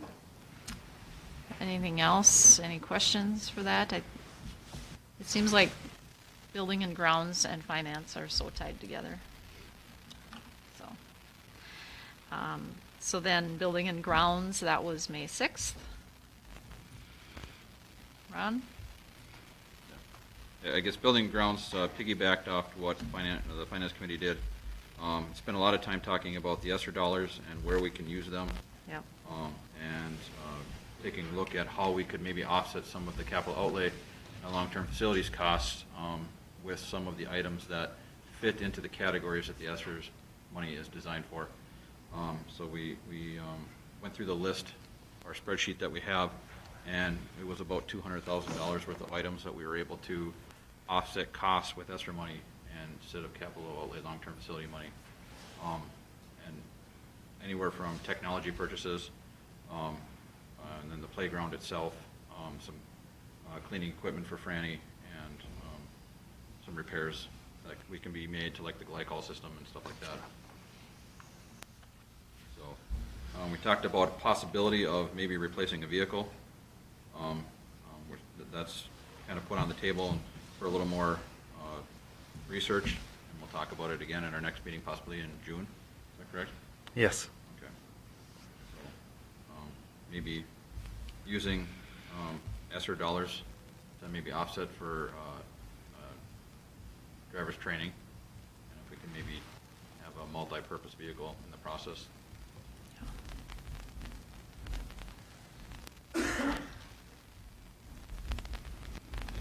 Anything to add, Ron? No? Okay. Sounds good. Thank you for that report. Then we're on to new business and personnel items. I think I'd like to do the resignate. Before we get going, I'm Yeah. gonna step out for a little bit, go to the band concert. If that's okay. Excuse myself. Yeah, All right, and then if you would text me, I'll be back for the. yep, yep, you're excused. Enjoy it.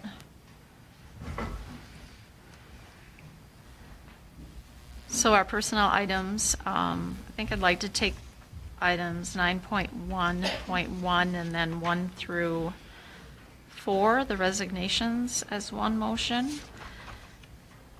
Is there a motion to approve the resignation of success coach Trevor Schulte, resignation of Native American liaison Lori Blue Pooler, resignation of elementary instructor Julie Runia, and resignation of Native American liaison Adam Savariego? I'll make that motion. Thank you. There's a motion. Is there a second? Second by Zempel. Thank you. There's a motion and a second. Any discussion? Hearing none, all those in favor say aye. Aye. Aye. Opposed, no. Motion carries. Next items are leave of absent request for Jenna Lepke and leave of absent request for Robin S. Leeson. Is there a motion to approve those? Leave of absence request. Motion to approve by Odegaard. Thank you. There's a motion. Is there a second? Amanda Lisi was second. Thank you. There's a motion and a second. Any discussion? Hearing none, all those in favor say aye. Aye. Opposed, no. Motion carries. We have one new hire, an employment of elementary physical education instructor Megan Smallman. Is there a motion to approve the employment of elementary physical education instructor Megan Smallman? Motion to approve by Odegaard. There's a motion. Is there a second? I'll second. There's a motion and a second. Any discussion? Hearing none, all those in favor say aye. Aye. Aye. Opposed, no. Motion carries. Next item is to approve the revised budget for 2020 to 2021, fiscal year 2021.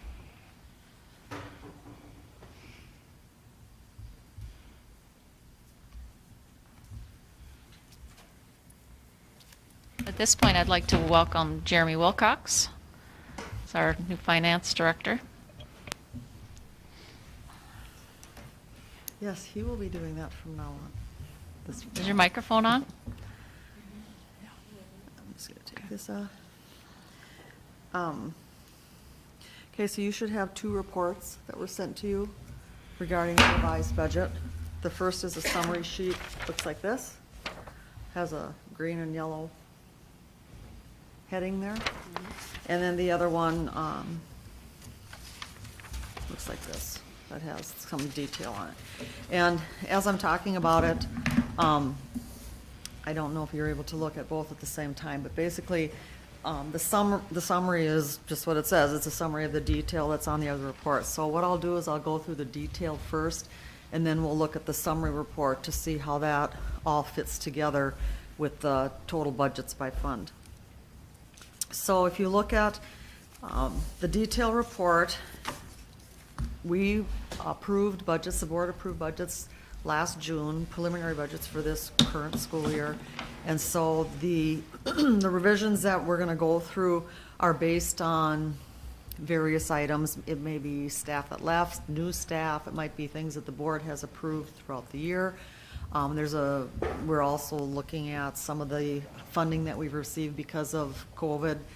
And so the general fund did change significantly for a couple of reasons, and we'll go through those.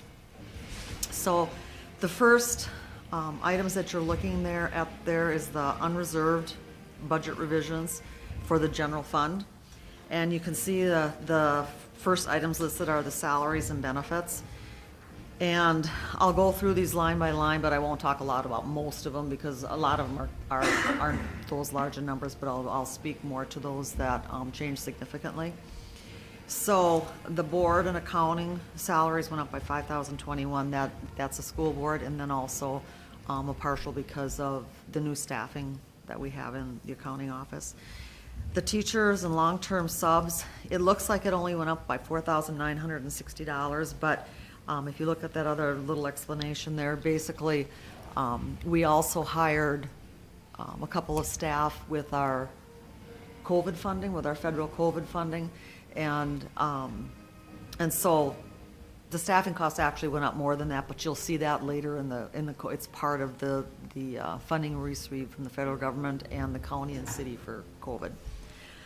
The paras went up $17,291. Part of that had to do with, we had 2 para positions in the MVCC that were not filled this year, and so in the MVCC, so those positions were moved over to YME. And so actually, we actually saved about 40,000, or the MVCC saved about 40,000 to the MVCC, but then we picked them up on the YME end. So really, 17.8 is actually pretty good considering they reduced their budget by 40,000 because of that.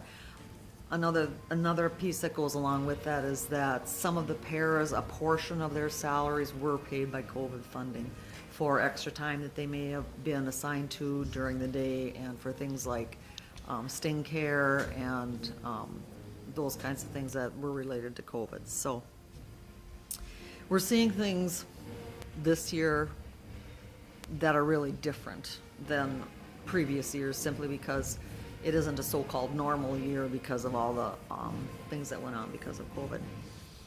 The office salaries, that was just a small change in personnel, so that was a reduction of $2,400. There was about $5,400 in activities and grants that the budget went up. And then the benefits for all the salaries, ins and outs, was about $3,141. It doesn't look like that's a lot, but it could have to do with that maybe Social Security went up or TRA, but then on the other hand, maybe somebody dropped health insurance, or there's various reasons that the benefits could go up or down. And then unemployment, we had budgeted for unemployment for this year with a person that left the district with a termination. The unemployment office is having a little trouble with their billings this year. And so they had billed us, for example, in the second quarter of 2020, and then they said, no, don't pay it, and they never have billed us yet again for it, and we'll get billed, we just don't know when. And it isn't just us, it's across the states. So like a lot of government offices, they're behind in some of the things that they need to do for us. So then so the total of the changes in the salaries and benefits is $7,076, an increase, not including those changes with the COVID funding. Then in miscellaneous type items, there's federal special ed, and we purchased about $34,000 in some equipment and supplies this year that were not originally budget, but we will receive federal funding for those on the revenue side. So that's a net of 0 to those items. Printing and advertising, that's for ads and legal type things, so that's like publishing in the paper and advertising for positions and that kind of thing. The property liability insurance went up about $7,000 from what we were originally told our insurance would be for the year. The due to schools actually went down, and that had to do with, again, that amount in the MRVED for the 2 para positions, and then there were also some changes in teaching personnel and that offset that, so it was about $50,000 for the MVCC. And then there was also, we had some budgeted for ITV and MRVED and PSEO, and we were able to realize another about $13,000 in savings for those. City of Granite Falls for the SRO, that's down about $2,000. Transportation's down about $10,000. That has to do with not quite as many special ed trips as we had. Plus, we have a amount that we have to pay. There's a cap on our fuel that if it goes over a certain amount, we have to pay that additional. And of course, with fuel prices the way they were this year, we were able to realize some savings in the fuel. Supplies and miscellaneous, that's about $20,000. That's many different line items, some up, some down, but it just kind of captured all the miscellaneous items there, and again, that's down by about $20,000. Rental's up by $10,600. That has to do with the special ed 4 setting in Montevideo, and we levy for those dollars, so again, we'll see revenues on the other side for that. The Q-Comp exemplary grants, we had budgeted, I think it was about $5,500 for that for this year. What that is every year when we get the Q-Comp dollars, that's for the alternative teacher dollars that we get from the state.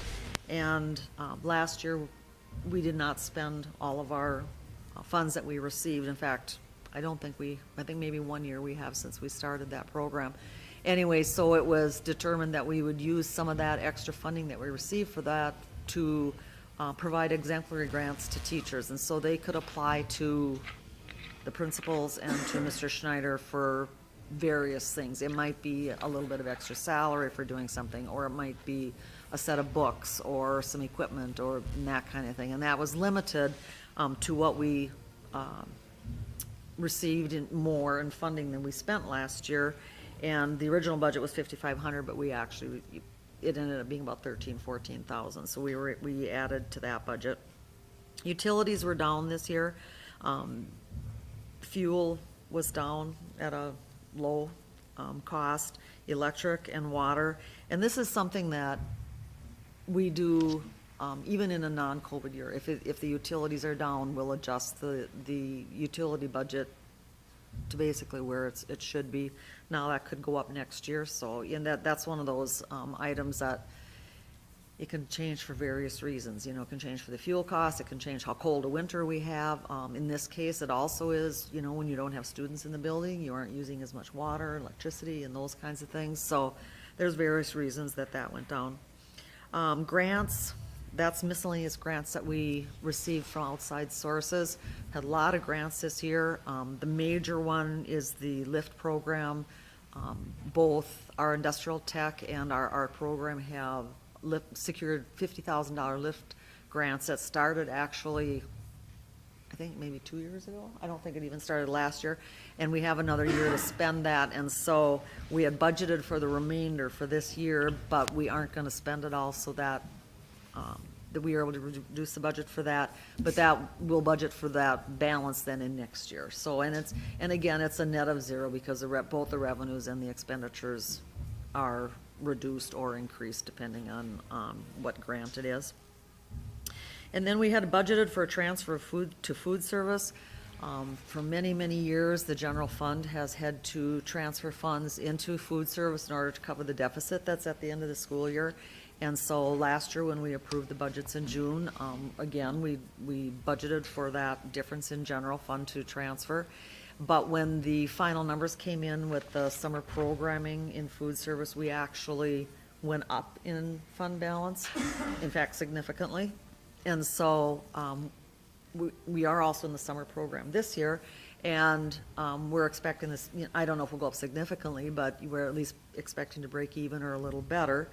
And even if we weren't, we do now have a fund balance in there of over $60,000 from last year, so we would have enough to cover any deficit that there might be for this year. And then that last line there, or that last line below the dark line, black line there, that's the expenditures that we have for 2021 for COVID funding. And that's a combination of the dollars we get from it's actually from the state, but it's federal dollars that we get through the state. And that was the CRF funding, the Corona Relief Fund, and ESSER funding and GEAR. And then also we received a $45,000 from the combination from the city of Granite Falls and the Chippewa County, who received their own funding, and then in turn they shared it with some of it with our districts. So that's the total amount of expenditures that we'll have out of COVID funding this current year.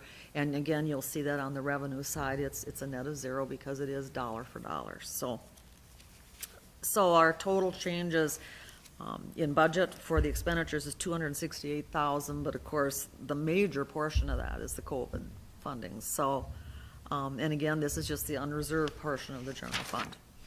So then if you go to the next page, then we have the unreserved revenue budget revisions. Our general education aid will be down about 120,000 from what we budgeted.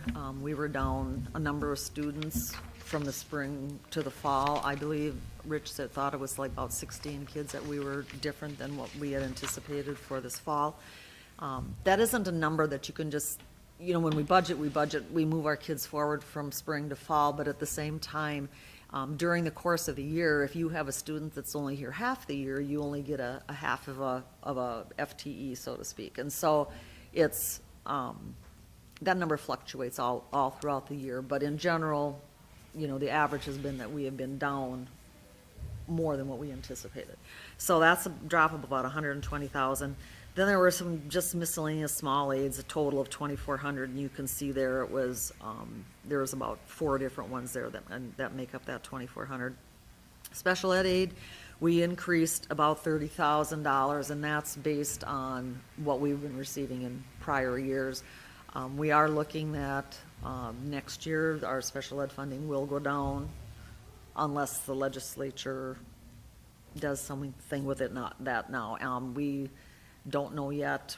It's a funding year for schools, and we don't know yet what our gen ed's gonna look like, what our special ed's gonna look like, compensatory, a lot of those things. So when we do budgeting for next year, hopefully the legislature deals with those things, and doesn't go into a special session for it, which if they do, we probably wouldn't even know by the time we approve our budgets for next year what will happen there, so.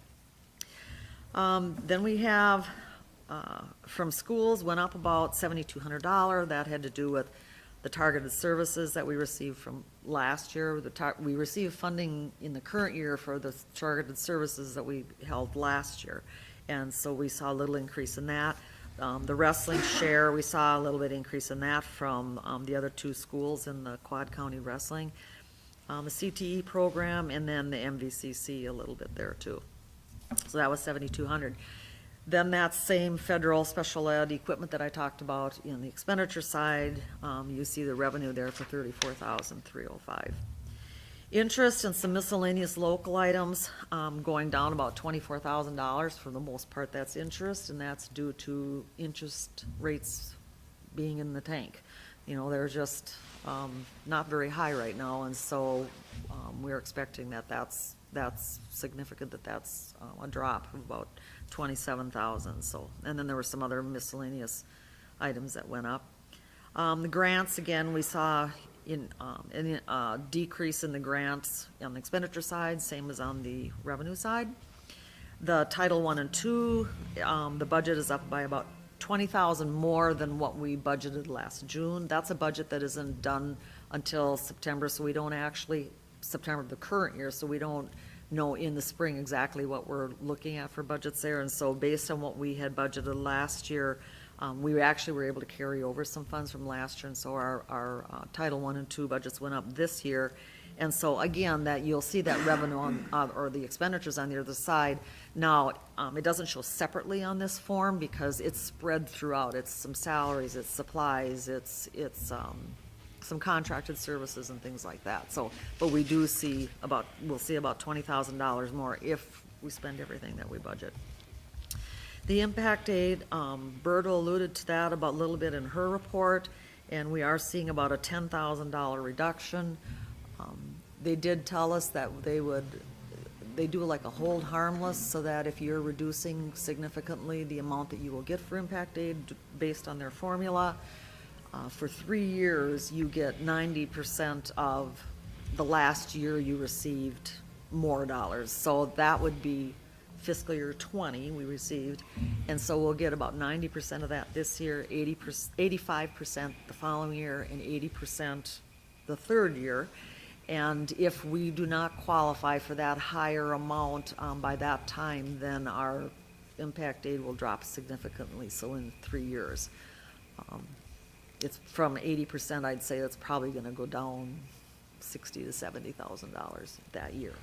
So we'll have to watch that and see where that goes. Hopefully we'll qualify for the larger amount again, so. Then we, again, you see the COVID funding, that's the revenue side of the federal, county, and city dollars. And so 362,000. So our total unreserved budget went up again, 282,000. Again, that's mainly because of the COVID funding. And so the net difference in the unreserved change is 13,760, actually to the good. And so that's good for our general fund. With the year the way it's been, and I talked about this last June when we did the budgets for this year, we budget for a normal year. It's pretty tough to budget for a year such as we've had now, and knowing what we are, what amounts will go up or what will go down. So, for example, we know there are some things we won't be spending the entire budget for this year, such as transportation, such as activities in athletics, and some of those things. So, we budget for a normal year. And so, just like 1920, when we saw an increase in the general fund unreserved because of the items we did not pay for, with the students being in distance learning at the end of last year, there will be some things this year too. And so chances are we will come out better than what we have budgeted for. Plus being able to move some items to the COVID relief funds. And so, we'll see where it all shakes out, but this would be worst case scenario, but I really believe that we will come in when the whole audit is completed, that we will come in better than what we have projected here. Then the general fund, reserved funds, not a lot of changes there. The capital outlay revenue is down by about 7,600 with state aid. That has to do again with student funding and formulas that the state has for that. The biggest change in capital is, to date, we have received $1,810,000 for the storm damage from EMC insurance. We have spent $720,000 to date. So we have over $1 million sitting in our reserves for the progress and for the construction and that they'll be doing now this summer. The problem we have is that we don't know of that 1.8 million how much of those expenses will happen through June 30th. And just like everything else, if the expense is incurred through June 30th, it goes into the 2021 school year. However, if we incur those expenses after June 30th or July 1st and on, those expenses go into next year, and we would also defer the revenue to next year. We don't know of that one. I mean, we could spend all the 1.8 million by the end of June, or we could spend 1.5 million, or whatever that is. So Rich and I talked about it a couple different times, and I actually did email our auditors too about it and just ran by them budgeting for the whole thing, because that's what could happen. And so if we don't spend it all, we'll have to do budget revisions next year for the revenue and the expenses for that. But at least, we're pretty sure that it's not going to be over the 1.8 million for this year. And then the net change there, because the revenues equal the expenses for that portion of it, is that $7,600 in capital aids. Then the extended time aid, what that is from our compensatory dollars that we get based on free and reduced applications. The state required us to set aside dollars for what they called extended time. And what that was to be used for was getting ready for school. So for example, our kindergarten kickoff, or it could be used for summer programming, or it could be used for after-school programming. Well, so we had to set aside dollars for about 3 years.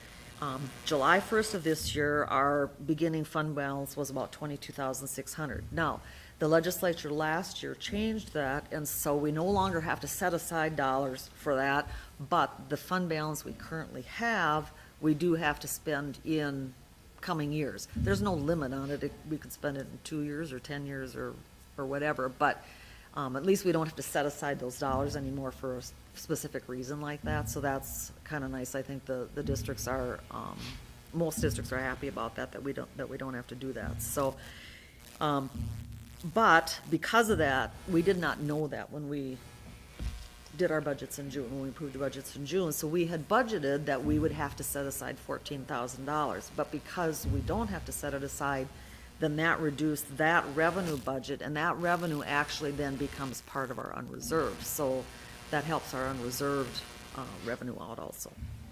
And then we have the long-term facility maintenance, and the buildings and grounds kind of talked about that a little bit. We did have to increase the expense side for the long-term facility maintenance for various reasons, about $44,000. The main part of that being $20,000 for the tennis courts. We resurfaced those, and last summer, the original plan was that we'd probably do about $20,000 worth in June and the other $14,000 in July. And that is a cost that, it's actually double that, but we pay half and the city pays half. So, but that's our share of it. But as it turned out, they did not do any of the resurfacing in June, so our long-term facility maintenance budget last year was underspent by that. So then they did the work in July, so then now we had to increase our budget this year by $20,000 to cover that. It wasn't really a change in budget other than which year it went into. And then we had some other things that came up this year that you can't anticipate. There was some mechanical things, there was something with irrigation, and something wasn't working with irrigation in one of the fields, and there was many things that were about $2,000, $3,000, $4,000, and if you want me to go through the list, I can.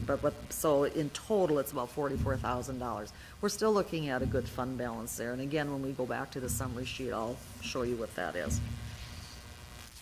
And then the last page is, there are two other funds that we made budget revisions to. Food service, we just left it as it is.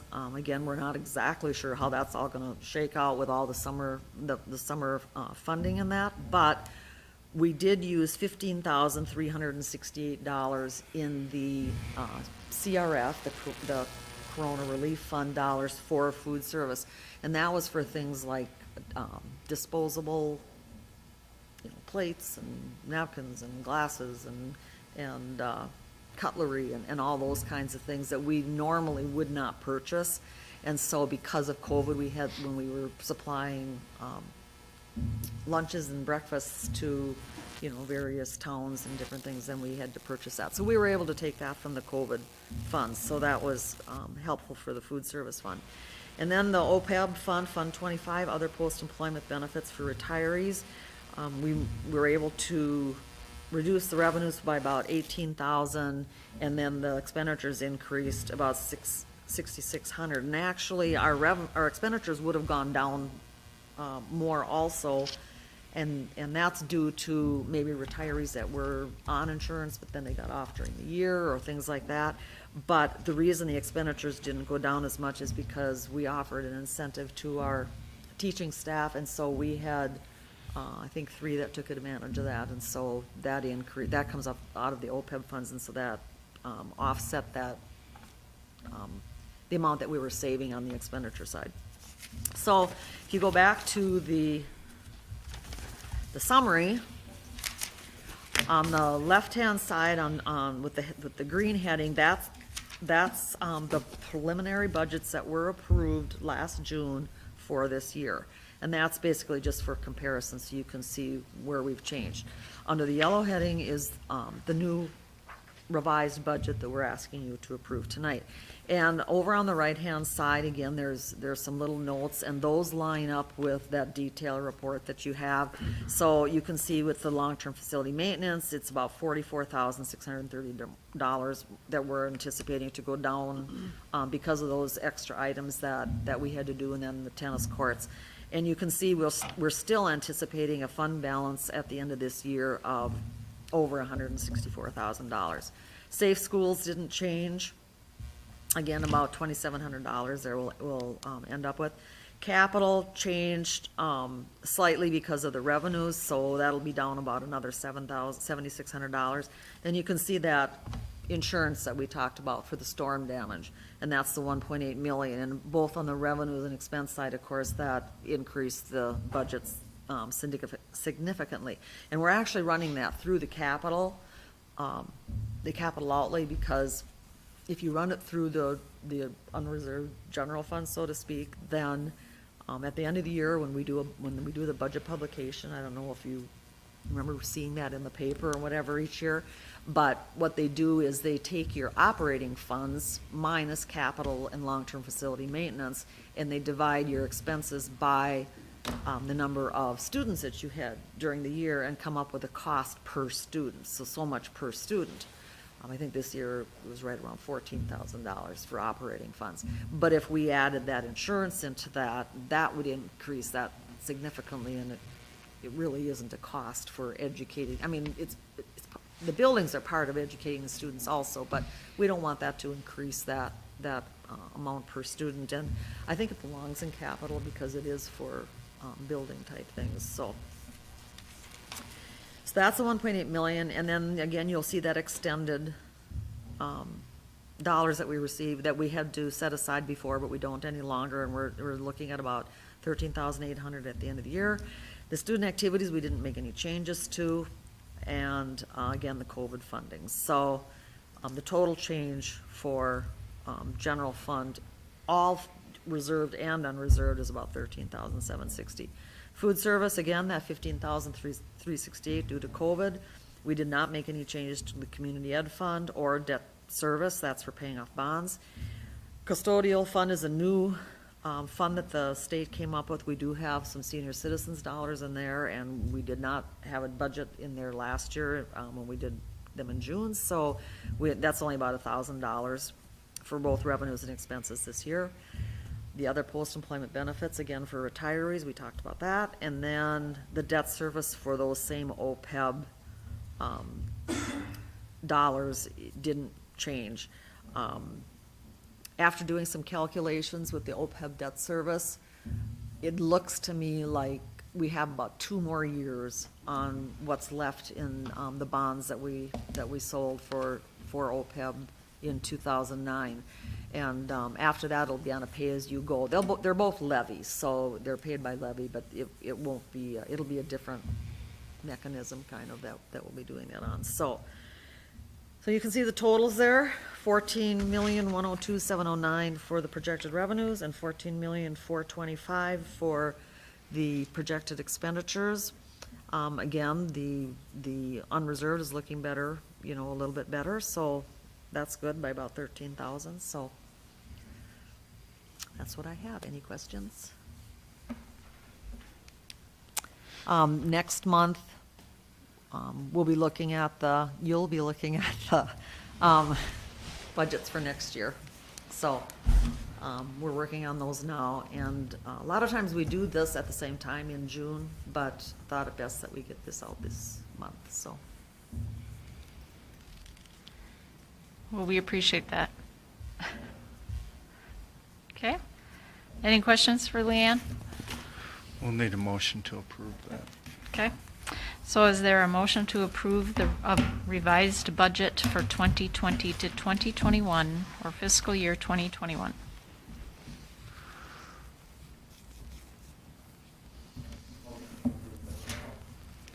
Thank you. There's a motion. Is there a second? LeBlanc, second. There's a motion and a second. Any discussion? Hearing none, all those in favor say aye. Aye. Aye. Aye. Opposed, no. Motion carries. Next item is to approve the contract to provide payroll and accounting services to the Minnesota Valley Cooperative Center for the 2021 to 2022 school year.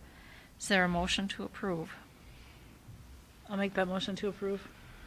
There's a motion. Is there a second? I'll second that. There's a motion and a second. Any discussion? Something we do every year. Okay. Hearing none, all those in favor say aye. Aye. Aye. Aye. Opposed, no. Motion carries. Next item is to approve the contract to purchase special education services from the Minnesota Valley Cooperative Center for the 2021 to 2022 school year. Is there a motion to approve?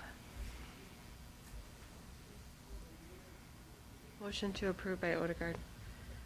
Thank you. There's a motion. Is there a second? Second by Zempel. Thank you. There's a motion and a second. Any discussion? Here again, something we do every year. Hearing none, all those in favor say aye. Aye. Aye. Aye. Opposed, no. Motion carries. Next item is approval of insurance plans for 2021 to 2022. Is there a motion to approve?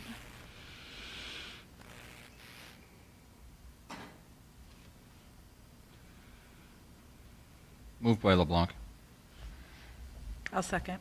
Thank you. There's a motion and a second. Any discussion? Hearing none, all those in favor say aye. Aye. Aye. Aye. Opposed, no. Motion carries. Approval of the MSEA contract agreement for the 2021 to 2023 contract year. Is there a motion to approve? And I understand this was approved by MSEA That's the membership. MSCA ratification. Okay. So is there a motion to approve the MSEA contract agreement? Amanda Lisi will. Thank you. There's a motion. Is there a second?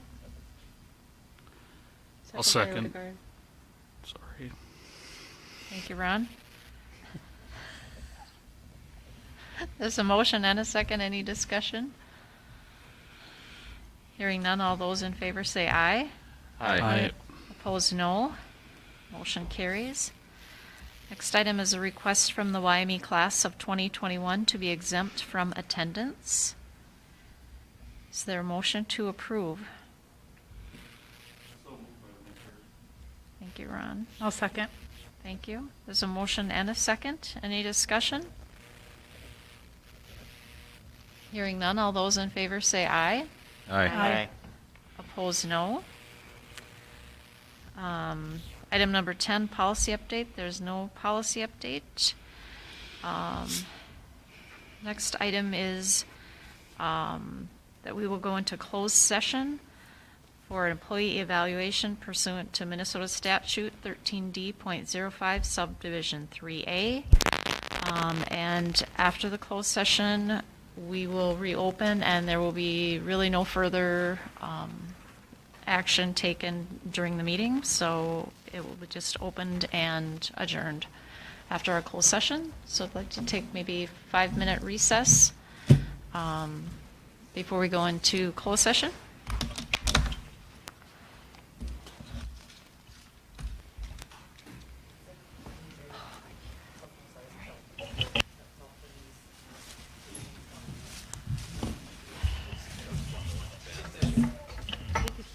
I love the Jurassic Park soundtrack. That was the junior high? It was a junior. Wow, they sounded really good. Yep. Amazing. I was